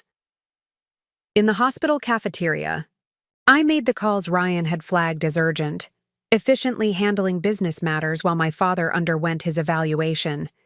I spoke with the detective investigating Caroline, providing details about the fraudulent surgery claim and the forged disinheritance papers.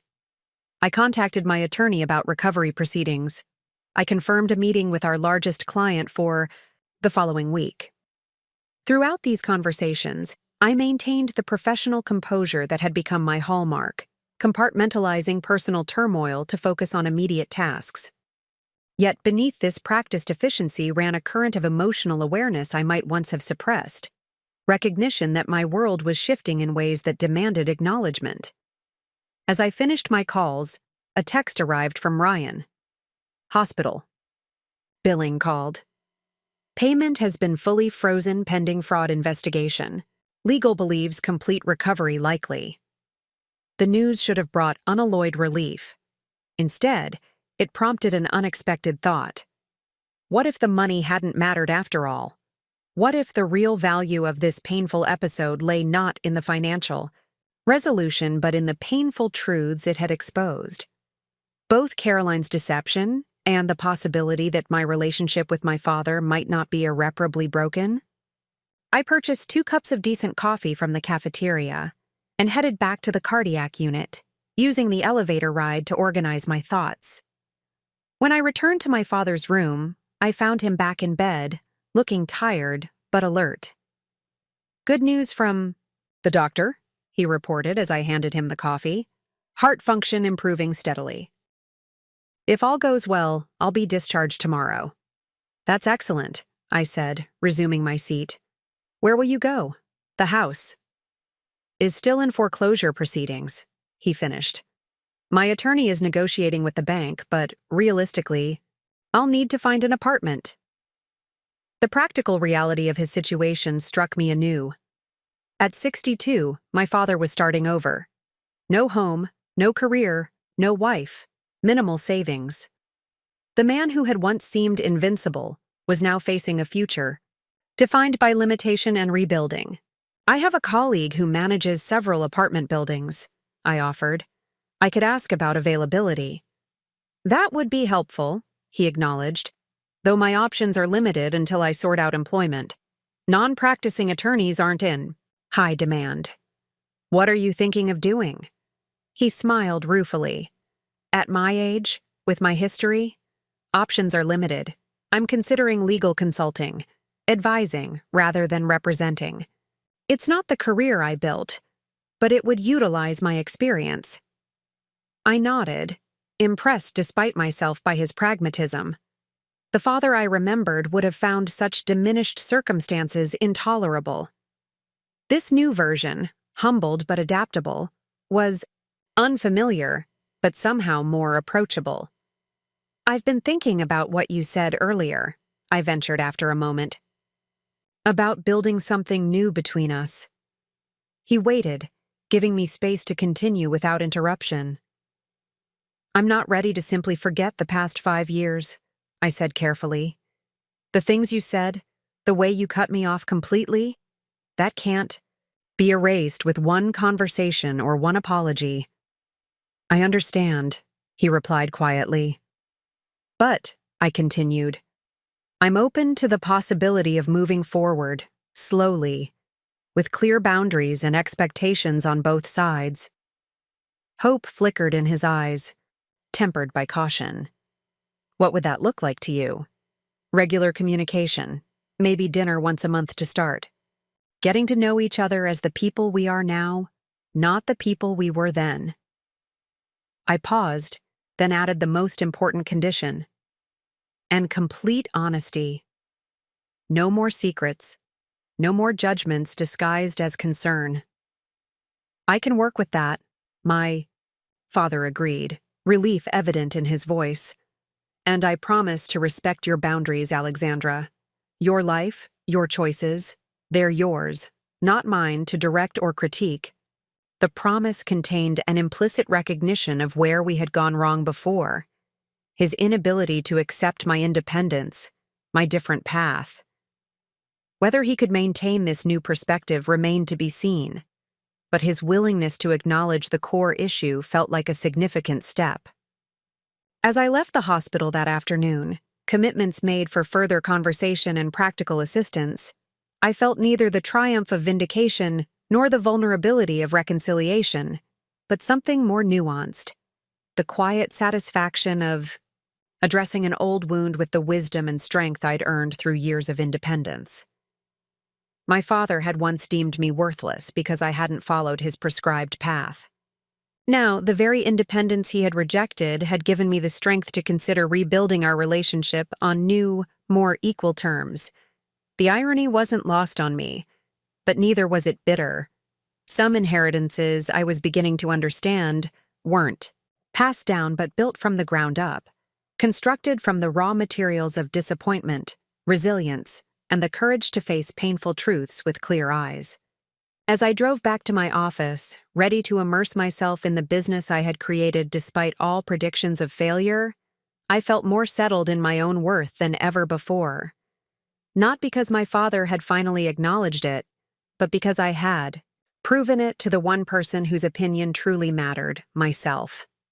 The journey ahead, both professional and personal, wouldn't be without challenges.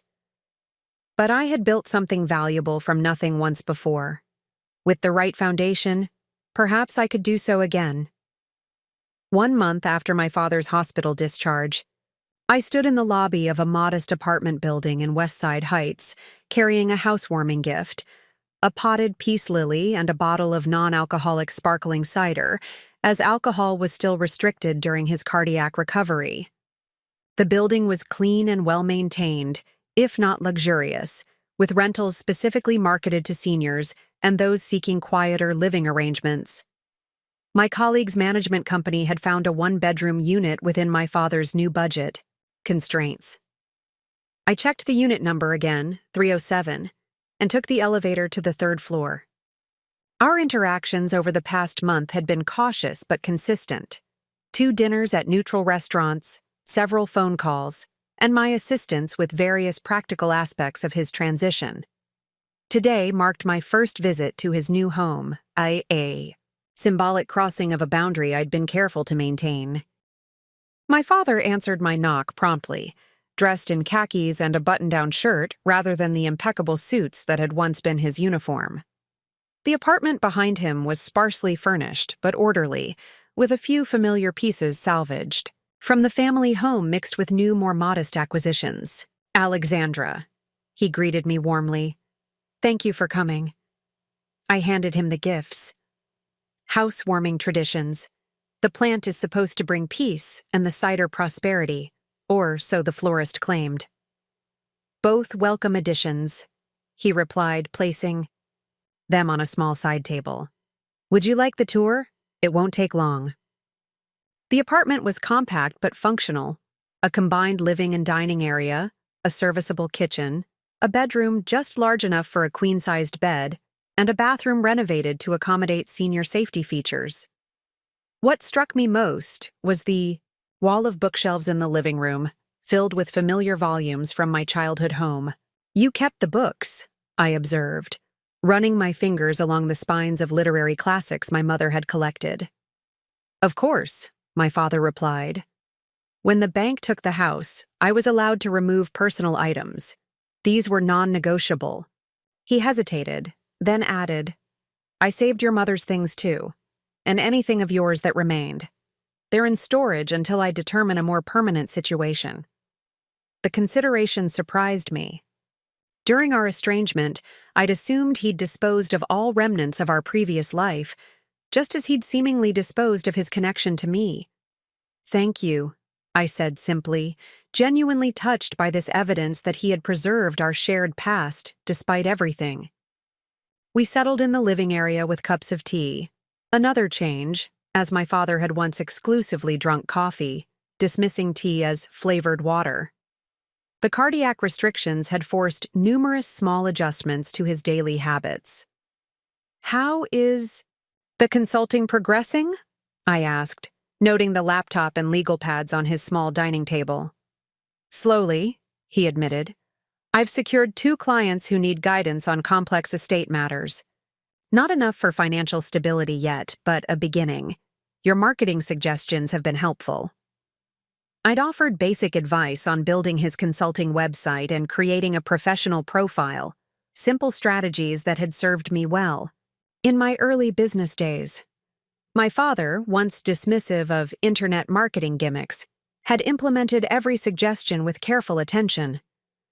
"And the legal proceedings with Caroline?" I ventured, approaching the subject that still remained somewhat raw for both of us. His expression tightened briefly. "Moving forward. The divorce filing was unopposed. She's disappeared, along with Melody. The detective believes they've moved to Arizona, possibly to set up their next operation." He paused, visibly managing his anger. "The fraud investigation continues. They've identified 2 previous victims with similar experiences." "I'm sorry," I said sincerely. Despite everything, the betrayal had wounded him deeply. He shook his head. My own blindness created the opportunity for deception. That's something I'm working to understand in my counseling sessions. You're continuing with therapy? I asked, unable to hide my surprise.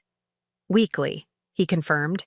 Initially for cardiac recovery support, but now for broader issues. Understanding patterns of control, perfectionism, inability to adapt to others' choices. He met my eyes directly. The same traits that damaged our relationship.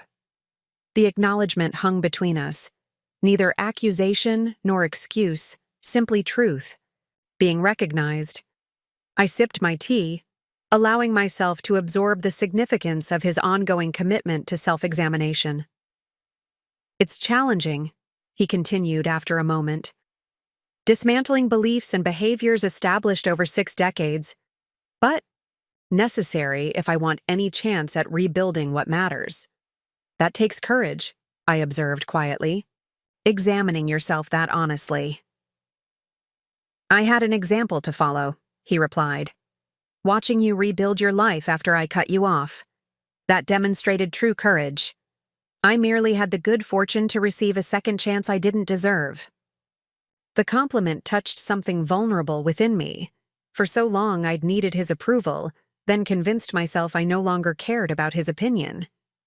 The truth, I was realizing, lay somewhere in between. His validation wasn't necessary for my success, but his genuine recognition still held meaning. I wanted to discuss something with you, my father said, shifting slightly to reach a folder. On the side table. A legal matter requiring your input. My guard instinctively rose. What kind of legal matter? Nothing concerning, he assured me, noting my reaction. Just something I should have addressed years ago. He opened the folder, revealing official-looking documents. These are amendments to my will and financial arrangements. Obviously, there's significantly less to distribute than before, but what remains should be properly allocated. I started to protest, uncomfortable with the subject, but he held up a hand. Please, let me finish. This isn't about money. There's precious little of that left. It's about recognition. He passed me a document bearing the letterhead of a reputable law firm. I've legally re-established you as my heir and executor. More importantly, I've included this formal acknowledgement that the previous disinheritance documents were fraudulent and never represented my intentions. I scanned the document, noting the carefully worded legal language that officially negated the papers Caroline had forged.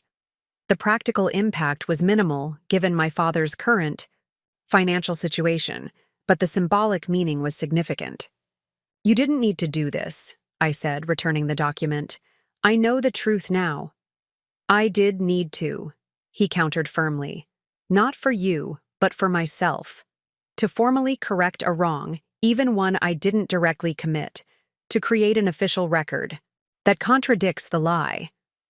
His insistence on this formality, this legal recognition of my place in his life, reflected the attorney's mindset that defined him even without his license to practice. For him, truth required documentation. Legitimacy demanded proper process. There's something else, he continued, retrieving a small jewelry box from his pocket. This isn't in the will because I wanted to give it to you personally. He handed me the box, which contained my mother's wedding ring, a simple gold band with a modest diamond that had always seemed to catch the light perfectly on her hand. Catherine would want you to have this, he said, voice softening. Not necessarily for marriage, unless that's a path you choose, but as a connection to her. I've held on to it too long. I cradled the ring in my palm, unexpected tears threatening. Throughout our estrangement, I'd assumed this treasured item had been displaced by Caroline's more ostentatious jewelry, perhaps even sold during financial difficulties. Its preservation represented a thread of continuity I hadn't dared hope for. Thank you, I whispered, slipping the ring onto my right hand where it settled as if it belonged. This means more than any inheritance could. My father nodded, understanding passing between us. For a moment, we sat in comfortable silence, a new experience in our rebuilding relationship, which had thus far been filled with careful conversation and deliberate communication. "I have news as well," I said finally, tucking the ring box into my purse. "About the recovery of the hospital payment." "Good news, I hope?" "Yes," I confirmed. "The full amount has been recovered and returned to Alexandra Wells Design's accounts. The hospital's fraud investigation was remarkably effective, especially after they discovered Caroline had attempted similar schemes at 2 other medical facilities." Relief crossed my father's face. "I'm glad. That money represents your hard work, your company's future. It should never have been jeopardized by my situation." "The company would have survived regardless," I assured him. "We ran projections for worst-case scenarios, but the recovery does allow us to proceed with our expansion plans." "The second office location you mentioned?" I nodded, pleased that he had remembered this detail from our previous conversations. "We're finalizing the lease next week. It will allow us to serve clients in the western neighborhoods more effectively and hire 3 additional designers." "Impressive growth," my father observed, genuine admiration in his voice. "How many employees will that bring your total to?" 32, I replied, unable to keep pride from my voice. "Plus our regular contractors. All built in 5 years," he marveled, "from that first client in your apartment." The acknowledgement of my journey, the precise recognition of where I had started and how far I had come, felt like a balm on an old wound. My father had never asked about those early days before, had never shown interest in understanding the path I had forged without his support. It wasn't easy, I admitted, especially at the beginning. There were months when I wasn't sure I could make rent, when I took design jobs that barely covered expenses because I needed the portfolio pieces. "Yet you persisted," he noted, "when many would have given up and sought safer employment." "I was too stubborn to quit," I said with a small smile. "A family trait, apparently." He chuckled, acknowledging the gentle teasing. "Indeed, though I hope you've directed that stubborn streak more wisely than I directed mine." "I've tried," I replied, learning from both positive and negative examples. A comfortable pause followed, broken when my father asked, "Have you made a decision about the Horizon position? The creative director role you mentioned?"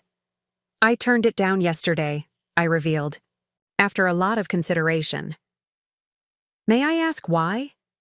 It seemed like a prestigious opportunity. 5 years ago, such a question would have felt like the prelude to criticism. Today, it registered as genuine curiosity, interest without judgment. It was prestigious, I acknowledged, and financially secure. But it would have changed the fundamental nature of what I've built. Alexandra Wells Design exists to provide independent creative solutions. Becoming a subsidiary of a larger corporation would have compromised that vision. My father nodded thoughtfully. "You chose autonomy over security." "I chose the path that aligned with my values," I clarified, "just as I've always tried to do, even when others didn't understand or approve." The gentle reminder of our fundamental disagreement hung between us, not as accusation but as context. The recognition that our conflict had centered on precisely this principle: my right to choose my own path according to my own values. "A wise decision," my father said after a moment. "Alignment with core values provides a different kind of security, one I failed to recognize or respect in your choices." The explicit acknowledgement, so different from the dismissiveness of 5 years ago, marked how far we had come in just 1 month of cautious rebuilding. As our visit continued, conversation flowed more naturally, touching on current events, books we'd read recently, and plans for the coming months. I found myself relaxing into this new dynamic, where my professional judgment was treated with respect and my personal choices with curiosity rather than criticism. When I finally prepared to leave, my father walked me to the door, pausing before opening it. "I've been thinking about what you said at the hospital," he ventured. "About Mom being disappointed in how we handled the past 5 years." I nodded, remembering the conversation. "She would have been," he continued, "but I think she would be proud of how we're handling the next 5 years, starting now." The observation carried with it a forward-looking optimism I hadn't expected. Not just reconciliation with the past, but anticipation of a different future. "I think she would," I agreed, touching the ring now circling my finger, one step at a time. As I left the apartment building, the late afternoon sun warm on my face, I felt a sense of equilibrium that had been absent for years. The anger that had fueled my initial determination to succeed had gradually transformed into something more sustainable, pride in my achievements for their own sake rather than as vindication against my father's judgment. Our relationship would never return to what it had been in my childhood, when I had viewed him with unquestioning admiration and sought his approval above all else. That dynamic had been irrevocably altered, but perhaps we were building something healthier in its place, a relationship between adults who recognized each other's flaws and strengths, who could disagree without rejection, who could support without controlling. The journey had been painful, the cost significant for us both. Yet standing now at this crossroads, my business thriving, my father beginning again with humility and self-awareness, I couldn't help but feel that we had each found our way to exactly where we needed to be. Not through his approval or my defiance, but through the shared recognition that worthiness came not from external validation, but from living authentically according to one's deepest values. That, perhaps, was the most valuable inheritance of all. 6 months passed quickly, marked by milestones both professional and personal. Alexandra Wells Design officially opened its second location, a sleek, modern space in Westbridge District that perfectly captured our design aesthetic, while providing room for our expanding team. The recovery of the fraudulent hospital payment had allowed us to proceed with our growth plans on schedule, and the new office symbolized not just business success, but personal resilience. My relationship with my father continued its careful evolution. Our monthly dinners had become bi-weekly, supplemented by occasional lunches near my downtown office. Each interaction reinforced our new dynamic, one built on mutual respect rather than expectation or obligation. He asked thoughtful questions about my business decisions without offering unsolicited advice. I inquired about his consulting work without feeling responsible for his success. On a crisp autumn morning, I arrived at my original office to find Ryan waiting with an unusual expression, part excitement, part hesitation. "What is it?" I asked, accepting the coffee he handed me as we walked toward my office. "2 things," he replied. "First, the Meridian technology proposal was accepted. Full budget, timeline approved, and they want to start immediately." "That's excellent news," I said, genuinely pleased. Meridian was a major client we'd been courting for months, their project substantial enough to occupy a full design team for the next quarter. "Second," Ryan continued, following me into my office, "there's someone waiting in the conference room. He arrived about 20 minutes ago, asked to see you when you got in, says it's important." "Who is it?" "Edward Blackwell, from Blackwell and Associates." I paused, the name immediately registering. The law firm that had supposedly sent the fraudulent disinheritance papers, the firm my father had left years before. "Did he say what this is regarding?" Ryan shook his head. "Just that it concerns both you and your father, and it's urgent but not alarming." I checked my watch. My first scheduled meeting wasn't for another hour, giving me time to address this unexpected visitor. "I'll see him now," I decided. "And Ryan, would you call my father and ask if he can join us? If this involves both of us, he should be here." As Ryan left to make the call, I took a moment to collect my thoughts. Edward Blackwell had been my father's law partner for over 15 years, before their professional relationship ended. I'd met him a handful of times as a child and teenager, finding him cordial but distant, the kind of person who interacted with children as miniature adults rather than unique beings. What could he possibly want that involved both me and my father? I straightened my blazer and headed to the conference room, professional mask firmly in place. Edward Blackwell had aged since I'd last seen him, his once dark hair now completely silver, his tall frame slightly stooped. He rose as I entered, extending his hand. "Ms. Wells," he greeted me formally. "Thank you for seeing me without an appointment. I apologize for the interruption to your morning." "Mr. Blackwell," I replied, shaking his hand firmly. "I've asked my father to join us, as I understand this matter concerns him as well." Something like relief flickered across Blackwell's face. "Yes, that's most appropriate. Is he, well?" "Recovering," I answered simply. "He should be here shortly." We engaged in careful small talk while waiting, observations about the office design, polite questions about my business, equally polite inquiries about his continued legal practice. Throughout this conversation, I sensed Blackwell's assessment, as if he were calibrating his approach based on my responses. 20 minutes later, my father arrived. He looked considerably healthier than he had in the hospital 6 months ago. His color good, his movements more energetic. The cardiac rehabilitation and lifestyle changes had clearly benefited him physically, while the therapy sessions had contributed to a subtle but significant shift in his demeanor. Less rigid, more present. His expression showed surprise when he saw his former partner. "Edward, this is unexpected." "Harrison." Blackwell nodded, an undercurrent of tension evident in their exchange. "Thank you for coming. This concerns you both, and I thought it best to address it directly." At my gesture, we all took seats around the conference table. I noticed my father positioning himself adjacent to me rather than opposite, a small but meaningful indication of our realigned relationship.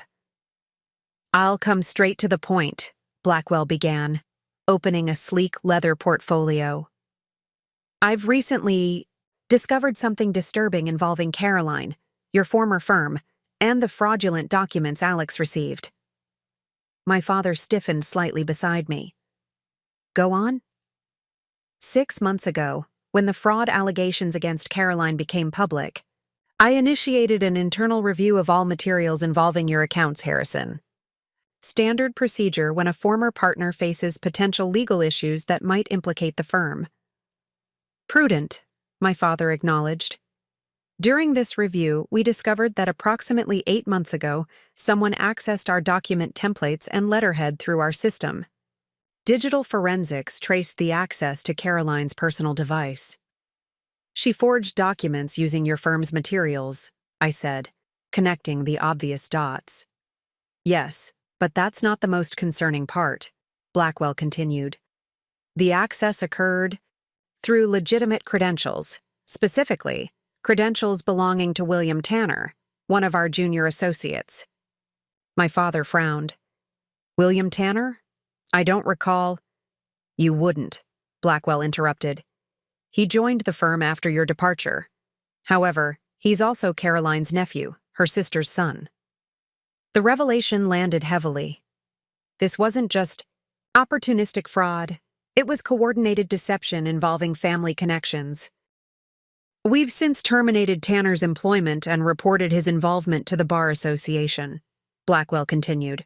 "But in investigating this breach, we discovered something else, something that directly impacts both of you." He removed several documents from his portfolio, sliding them across the table. "These are copies of transaction records from the firm's client trust account, dating back 5 years. They show a series of unauthorized withdrawals and subsequent deposits, money temporarily removed, then replaced." My father's face paled. "The client funds I was accused of mishandling." "Yes," Blackwell confirmed. "At the time, the evidence pointed to your involvement, Harrison. You accepted responsibility, surrendered your license, and we parted ways. However, our forensic accounting has uncovered that these transactions occurred when you were demonstrably elsewhere. In court, at client meetings, even on that trip to Vancouver for your niece's wedding. What are you saying, Edward? My father asked, his voice unnaturally controlled. I'm saying you weren't responsible for those transactions, Harrison. Caroline was. She used your credentials, your authority, while establishing an alibi for you. The pattern aligns perfectly with her documented activities over that period. I watched my father absorb this information, emotions crossing his face in rapid succession. Shock, confusion, anger, and finally, a profound grief. You were set up, I said quietly, reaching to touch his arm. From the beginning. It appears so, Blackwell confirmed. The financial manipulation began much earlier than anyone realized. Caroline was playing a long game, first undermining your professional standing, then isolating you from support systems, including Alex, and finally extracting maximum financial benefit before moving on. Why are you bringing this to us now? I asked, instinctively protective as I watched my father struggle with these revelations. Blackwell straightened, his expression solemn. 2 reasons. First, professional integrity.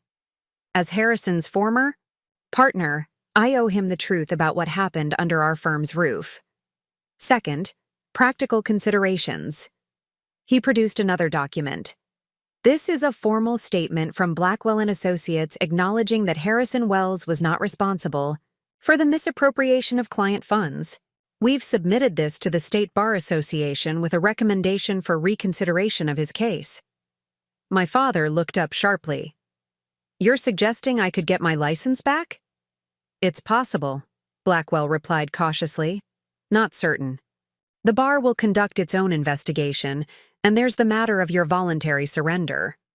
But this evidence significantly changes the narrative. For a moment, no one spoke. The implications were enormous, not just the restoration of professional standing, but the potential undoing of the cascade of losses that had followed: financial stability, reputation, self-respect. There's one more thing, Blackwell added, his tone softening slightly. The firm would like to make restitution for our failure to identify this situation earlier. We should have investigated more thoroughly before accepting your resignation, Harrison. What kind of restitution? I asked, immediately wary of financial entanglements. A consulting position to start, Blackwell replied, with the option to return as counsel if your license is reinstated. The compensation would be commensurate with your experience, including consideration of the earnings lost during this period. I watched my father carefully, concerned about how he might respond to this sudden reversal of fortune. The man I had known 5 years ago would have either embraced the opportunity with unquestioning enthusiasm or rejected it with stubborn pride. The person beside me now did neither. I appreciate the offer, Edward, he said measured, and the effort to correct the record. But I'll need time to consider what this means and what path makes sense going forward. My circumstances and priorities have changed significantly. Blackwell appeared momentarily taken aback by this measured response, having clearly expected either immediate acceptance or outright rejection. He recovered quickly, gathering his documents. Of course, take whatever time you need. The offer remains open. He handed my father a business card. Call me when you've decided. And Harrison. For what it's worth, I'm sorry about how things unfolded. After Blackwell departed, my father and I remained in the conference room, the weight of these revelations settling around us. I waited, giving him space to process, to formulate his thoughts without pressure. 5 years, he finally said, his voice barely above a whisper. 5 years based on a lie. You couldn't have known, I offered. Her deception was remarkably thorough. No, I could have known, he countered, meeting my gaze directly. If I'd been less arrogant, less certain of my own infallibility. I accepted responsibility without demanding a complete investigation because I couldn't conceive of being manipulated so effectively. The self-awareness in this assessment, so different from the defensive posture he might once have adopted, struck me forcefully. "What will you do?" I asked. "About Blackwell's offer?" My father leaned back in his chair, considering. "I'm not sure. 6 months ago, I would have grasped at any opportunity to reclaim my old life. Now." He paused, gathering his thoughts. "Now, I'm not convinced that life was as fulfilling as I once believed. The status, the income, certainly. But the purpose? You were a respected attorney," I reminded him. "You helped people." "Sometimes," he acknowledged, "but often I was simply facilitating wealth transfer or corporate maneuvering. My consulting work these past months, helping families understand complex estate matters, guiding small business owners through regulatory challenges, has felt more directly meaningful." He turned the business card over in his hands, studying it thoughtfully. "Whatever I decide about Blackwell's offer, I won't allow it to jeopardize what we've rebuilt. 5 years ago, I prioritized career over family. I won't make that mistake again." The declaration, so contrary to the value system he had once espoused and tried to impose on me, demonstrated how profoundly his perspective had shifted. The man who had once deemed me worthless for prioritizing passion over pragmatism was now questioning his own former priorities. "We should celebrate," I suggested impulsively. "Not necessarily Blackwell's offer, but the vindication. Knowing you weren't responsible for the financial irregularities." A small smile touched my father's lips. "What did you have in mind?" "Dinner tonight? I could cook at my place." The invitation represented another step in our evolving relationship, moving from neutral restaurant settings to the more personal space of my home. "I'd like that," he agreed. Then, with characteristic attention to practical details, "Should I bring anything?" "Just yourself," I replied. "And maybe that bottle of sparkling cider from your housewarming. This seems like an appropriate occasion to open it." After my father left to attend his therapy appointment, a commitment he maintained despite the morning's revelations, I returned to my office, mind whirling with possibilities. The narrative we had both accepted, of his professional disgrace, leading to financial ruin, had been fundamentally altered. Caroline's manipulation had been even more calculated than we'd realized, targeting not just his finances, but his very identity. Yet strangely, I felt no surge of righteous vindication, no satisfaction in having our suspicions confirmed. Instead, I recognized that this new information didn't change the most important aspects of our journey over the past 6 months.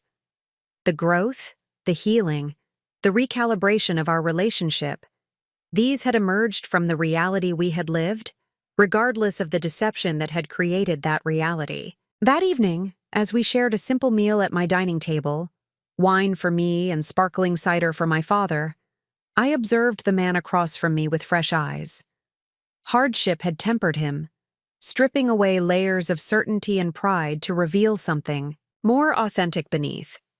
Whatever decision he made about returning to law practice, he would make it from this more grounded perspective. "I've been thinking," he said, setting down his glass, "about what to do with this unexpected opportunity." "And?" I prompted when he hesitated. "I'm considering a hybrid approach, accepting Blackwell's consulting position part-time, maintaining my independent practice for the community work that's become meaningful to me, and pursuing license reinstatement without rushing back into full practice." "That sounds thoughtful," I observed. "Balanced. A concept I'm still learning," he acknowledged with a self-deprecating smile. "Along with accepting that life rarely offers clear villains and heroes. Caroline's deception was inexcusable, but my own rigidity and arrogance created fertile ground for it to flourish. As did my stubborn refusal to consider your perspective on my career choices," I added, recognizing my own contribution to our estrangement. We both have growth opportunities. My father raised his glass in a small toast. To growth opportunities, then, and to second chances, professional and personal, that neither of us anticipated 6 months ago. As we clinked glasses, I felt the weight of my mother's ring on my right hand, its gold warmed by my skin. The simple band had witnessed our family's journey, love, loss, estrangement, and now cautious rebuilding. What would Mom think of all this? I wondered aloud, something I'd never have asked during our estrangement. My father considered the question seriously. Catherine had an extraordinary ability to see silver linings without denying storm clouds. I think she would acknowledge the pain of these years while celebrating where they've ultimately led us. Which is where, exactly? I asked, genuinely curious about his perception. To a place of greater authenticity, he replied without hesitation. You, building a business aligned with your values rather than others' expectations. Me, recognizing that status and control are poor substitutes for connection and purpose. Both of us, learning to relate as the adults we actually are, not the roles we once played. The thoughtfulness of his response, so different from the prescriptive certainty that had once characterized his communication, reinforced how far we had come. As the evening continued, our conversation ranged widely, from business challenges to consulting opportunities, from memories of my mother to cautious plans for the coming holidays. Throughout, I was struck by the ease developing between us. Not the unquestioning closeness of our pre-estrangement relationship, but something potentially more durable because it acknowledged our differences rather than suppressing them. When my father finally prepared to leave, he paused at the door, an uncharacteristic hesitation in his manner. Alexandra, he began, using my full name with deliberate significance. Regardless of what happens with the legal reinstatement or Blackwell's offer, I want you to know something. The greatest recovery of these past months hasn't been professional or financial. It's been reconnecting with you. Seeing the remarkable woman you've become, not despite my absence, but perhaps partly because of it. The acknowledgement, delivered, without expectation of response or absolution, touched me deeply. For years, I had measured my success partly as vindication against his judgment. Now, we were both recognizing that my independence had been necessary for my authentic development, just as his losses had forced growth he might otherwise have avoided. "Good night, Dad," I replied simply, using the familiar term I had carefully avoided during our initial reconnection. His smile, warm, genuine, untinged by the criticism or expectation I had once constantly perceived, confirmed what I already knew. We were building something new, not recovering something lost. And perhaps that was the most valuable outcome of all from Caroline's devastating deception. As I closed the door behind him, I felt a sense of alignment I had rarely experienced.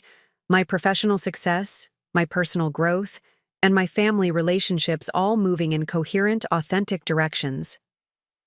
Not because everything was perfect, or all wounds fully healed, but because the foundation now rested on truth rather than illusion, on mutual respect rather than power dynamics. The father who had once deemed me worthless had discovered my value through his own loss. And I, who had once defined myself in opposition to his judgment, had found the confidence to engage with him as an equal, neither seeking his approval nor rejecting his perspective outright. Some inheritances, it seemed, emerged only when everything else was stripped away. And sometimes what appeared to be catastrophic loss created space for more meaningful gain. If one had the courage to rebuild with intention, rather than simply attempting to recover what was lost. With this understanding settled comfortably within me, I returned to my home office to review design proposals for the following day's client meetings, gratified by the knowledge that my professional success now stood entirely on its own merits, neither diminished by my father's criticism nor defined by vindication against it. Whatever challenges the future held, for my business, for my father's potential return to legal practice, for our continuing familial rebuilding, I would face them from this place of hard-won authenticity. Not as the worthless daughter seeking validation, nor as the rebellious entrepreneur proving a point, but simply as Alexandra Wells, businesswoman, daughter, and architect of her own destiny. 1 year after my father's hospital stay, Alexandra Wells Design had become a regional powerhouse in brand strategy. Our client roster had expanded to include 3 Fortune 500 companies.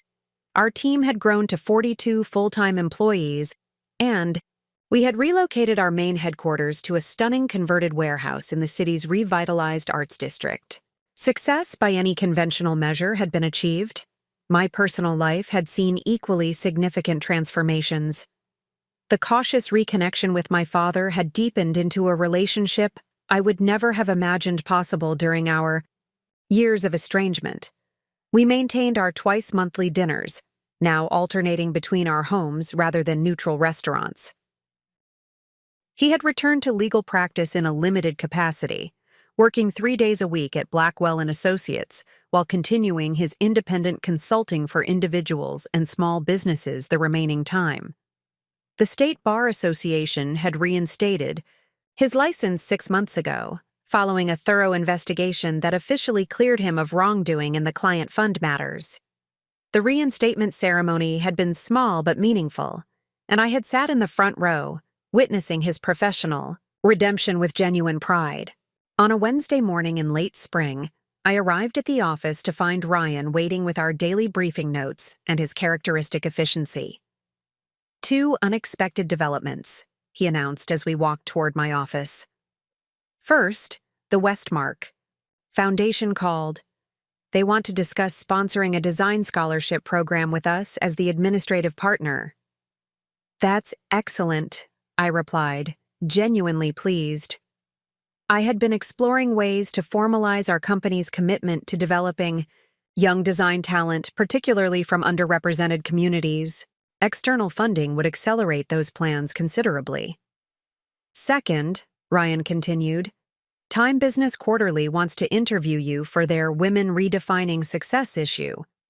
The focus would be on building a values-driven enterprise rather than simply chasing profit margins. I paused at my office door, surprised by this opportunity. TBQ was a prestigious publication with significant reach among business leaders and entrepreneurs. Their features typically highlighted established executives from major corporations, not founders of mid-sized creative agencies. Did they explain why they selected me? I asked. Ryan handed me a printed email. According to their editor, they're particularly interested in your journey from rejection to recognition, building something meaningful despite initial setbacks. I smiled at the diplomatic phrasing. You mean being disowned by my father and then rescuing him from a fraudulent medical scheme? Their research department is apparently quite thorough, Ryan acknowledged with a small smile. They're framing it as a comeback story with broader applications for entrepreneurs facing personal and professional obstacles. I considered the opportunity thoughtfully. For years, I had focused exclusively on building my business, deliberately keeping my personal story separate from my professional brand. This interview would inevitably blend those boundaries, making public a journey I had largely kept private. I'll think about it, I decided. Schedule a call with their editor tomorrow so I can understand their angle more clearly. The day proceeded with its usual rhythm of client calls, design reviews, and strategy sessions. Around noon, I received a text from my father. Free for lunch? Need your perspective on something important. We met at Riverfront Park, a peaceful green space midway between our respective offices.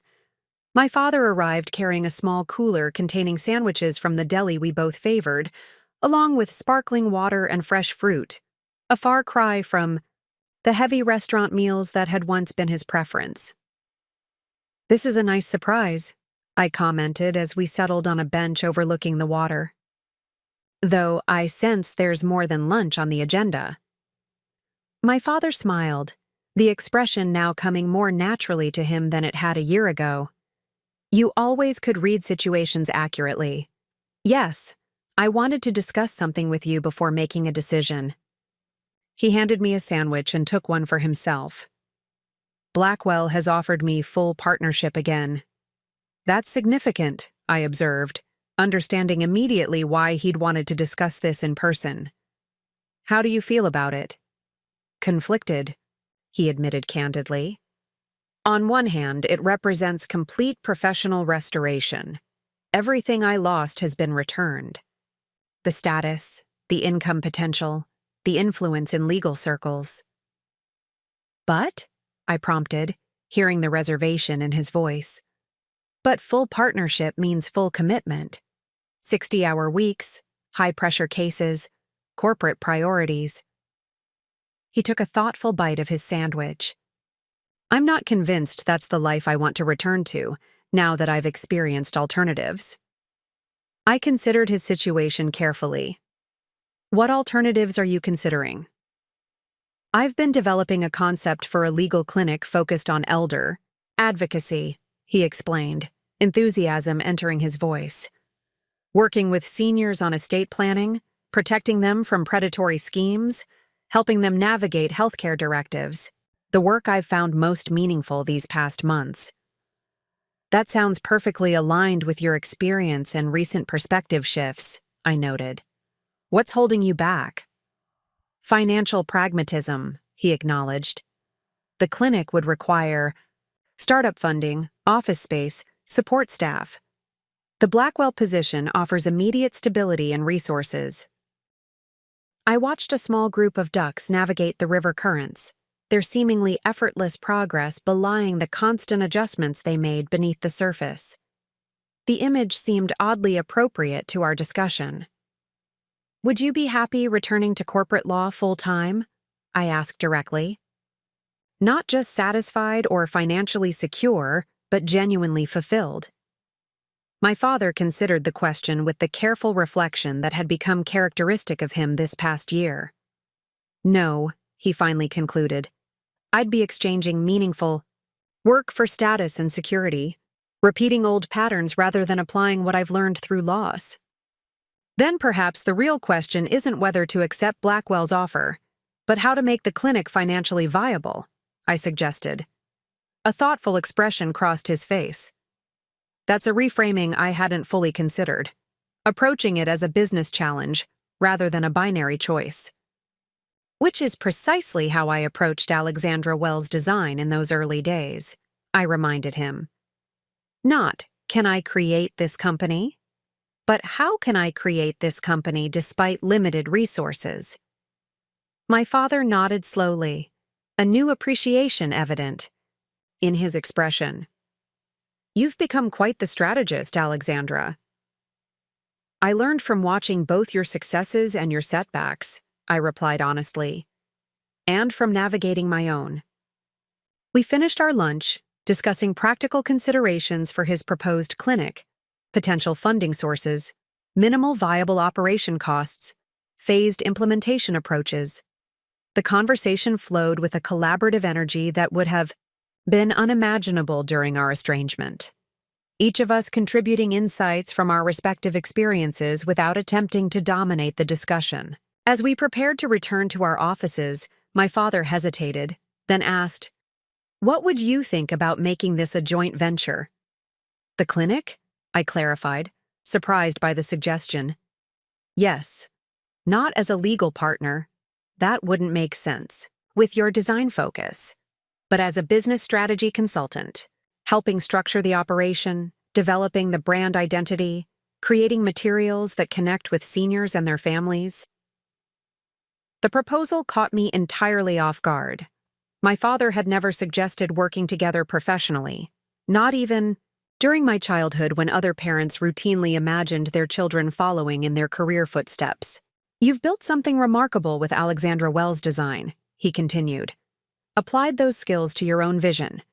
I'm suggesting a collaboration that leverages your expertise while allowing me to focus on the legal services. a true partnership between equals. The concept was intriguing. My company had established systems that could efficiently support a new venture without compromising our existing client commitments. The elder advocacy focus aligned with values I personally supported, and the opportunity to work alongside my father as a professional equal rather than a disappointing subordinate held undeniable appeal. I'd need to consider how it would integrate with my current operations, I said carefully, and we would need clear parameters about decision-making authority, resource allocation, and conflict resolution. My father smiled. Precisely the thoughtful analysis I would expect. Take whatever time you need to evaluate the proposition. There's no pressure, Alexandra.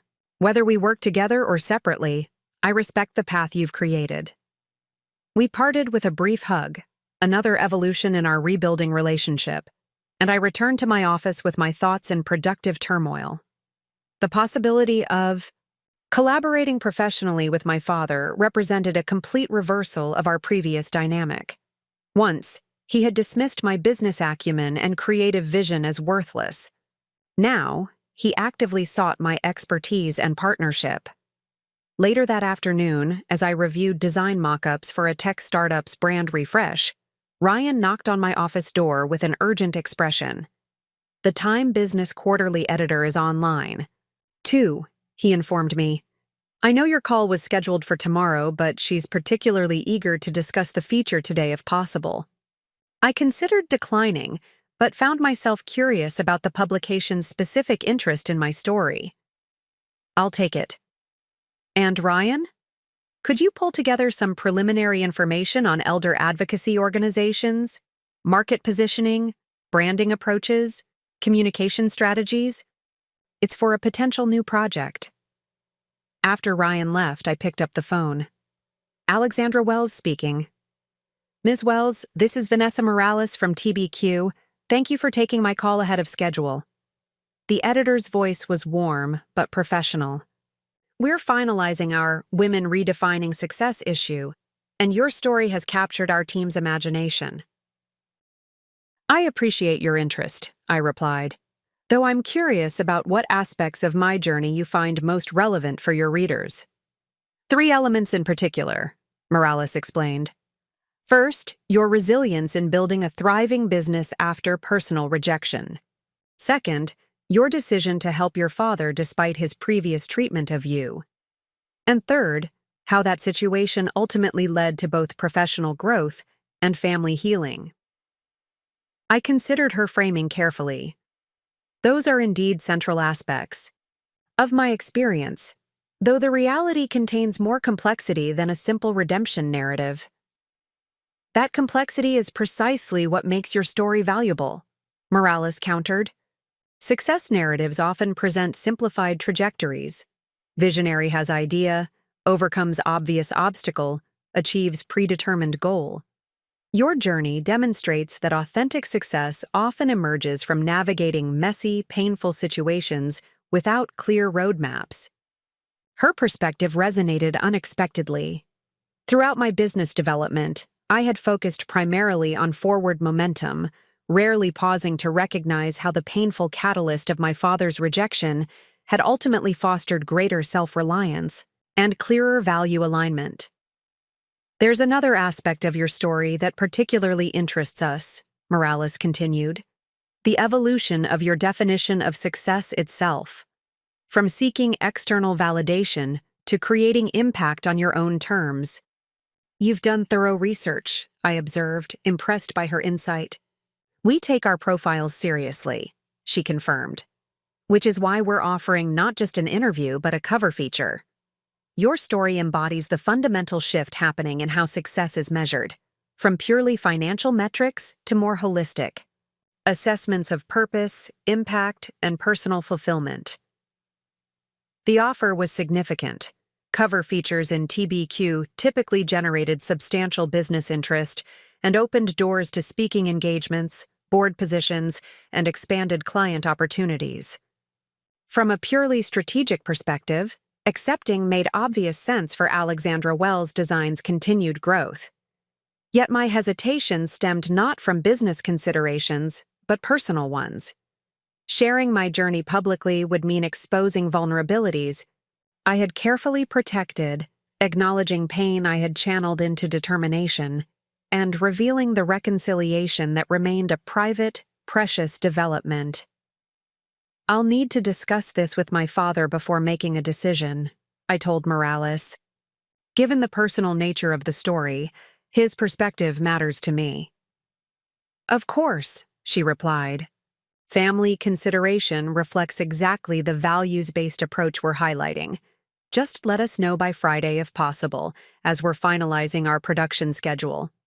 After ending the call, I sat quietly for several moments, contemplating how completely my priorities had evolved. 5 years ago, my father's opinion had been simultaneously all-important and deeply resented, a contradiction that had fueled both my drive to succeed and my emotional turmoil. Now, consulting him represented neither dependence nor defiance, but simple respect for his role in a shared narrative. I texted him, "Need to discuss another opportunity.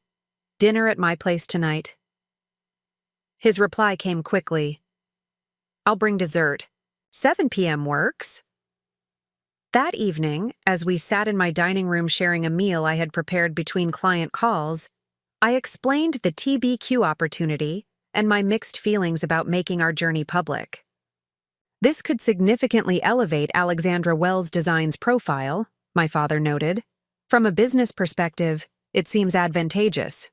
"Yes," I agreed. "But it would also mean sharing personal details about our estrangement and reconciliation. I wanted to ensure you're comfortable with that level of transparency." My father considered this thoughtfully, the deliberation that had once manifested as rigid judgment now expressing itself as careful reflection. "There was a time when I would have rejected such public acknowledgement of failure or vulnerability," he admitted. "Now, I wonder if our story might actually help others struggling with similar situations." "That's what Morales suggested," I confirmed. "She believes the evolution of our relationship reflects broader shifts in how success itself is defined." "And how do you define success now, Alexandra?" my father asked, genuine curiosity in his voice. "After everything you've built and everything we've experienced?" The question deserved careful consideration. I thought about the company I had created from nothing, the team that had grown around my vision, the clients whose businesses had thrived through our collaborative work. I thought about the financial security I had achieved, the professional recognition I had earned, the creative fulfillment I experienced daily.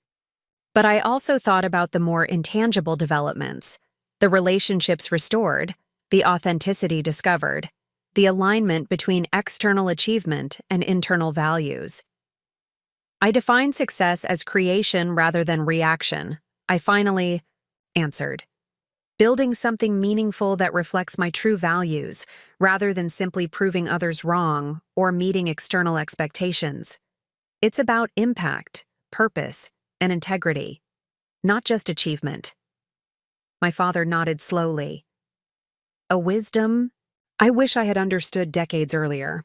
Perhaps sharing our story might help others find that understanding without requiring the same painful path. "Then you're comfortable with the interview?" "More than comfortable," he affirmed. "I'm proud of the journey you've navigated and honored to be part of its current chapter, despite my role in its painful beginning. The world could benefit from your perspective, Alexandra." His endorsement, offered without condition or attempt to control the narrative, confirmed how profoundly our relationship had transformed. What once would have been an opportunity for him to reassert authority had become an occasion for genuine support. "There's something else," I added, transitioning to the subject that had occupied my thoughts since lunch. "I've been considering your proposal about the legal clinic collaboration." "And?" he prompted, his expression carefully neutral, allowing me space to reach my own conclusion without pressure. "I'd like to explore it further," I said.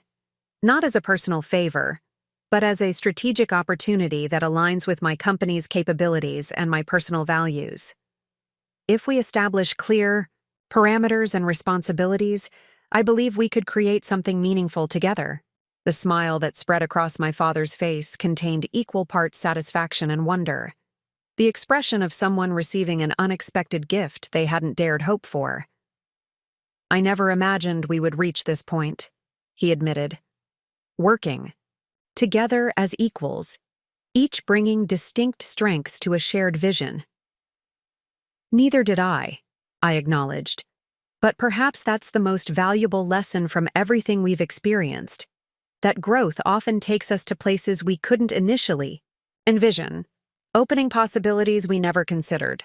As we continued our dinner, discussing practical aspects of both the TBQ interview and the clinic collaboration, I felt a deep sense of alignment that transcended simple happiness or success. The path that had begun with devastating rejection had led through determined independence to this unexpected integration. Professional achievement complemented by personal reconciliation, each made richer by the other's presence. The father who had once deemed me worthless now valued not only my personal qualities, but my professional capabilities. And I, who had once defined myself primarily in opposition to his judgment, now engaged with him from a place of secure self-knowledge, neither seeking his approval nor rejecting his perspective outright. Whatever challenges lay ahead, in business growth, in our collaborative venture, in the continuing evolution of our relationship, we would face them not as adversaries or even as separate individuals, but as partners who had earned mutual respect through the difficult, beautiful work of transformation. And that, perhaps, was the most motivational aspect of our journey. The recognition that no relationship is irredeemably broken when both parties commit to authentic growth, and no setback is permanently defeating when viewed as an opportunity for redirection rather than merely as loss. Up next, you've got 2 more standout stories right on your screen.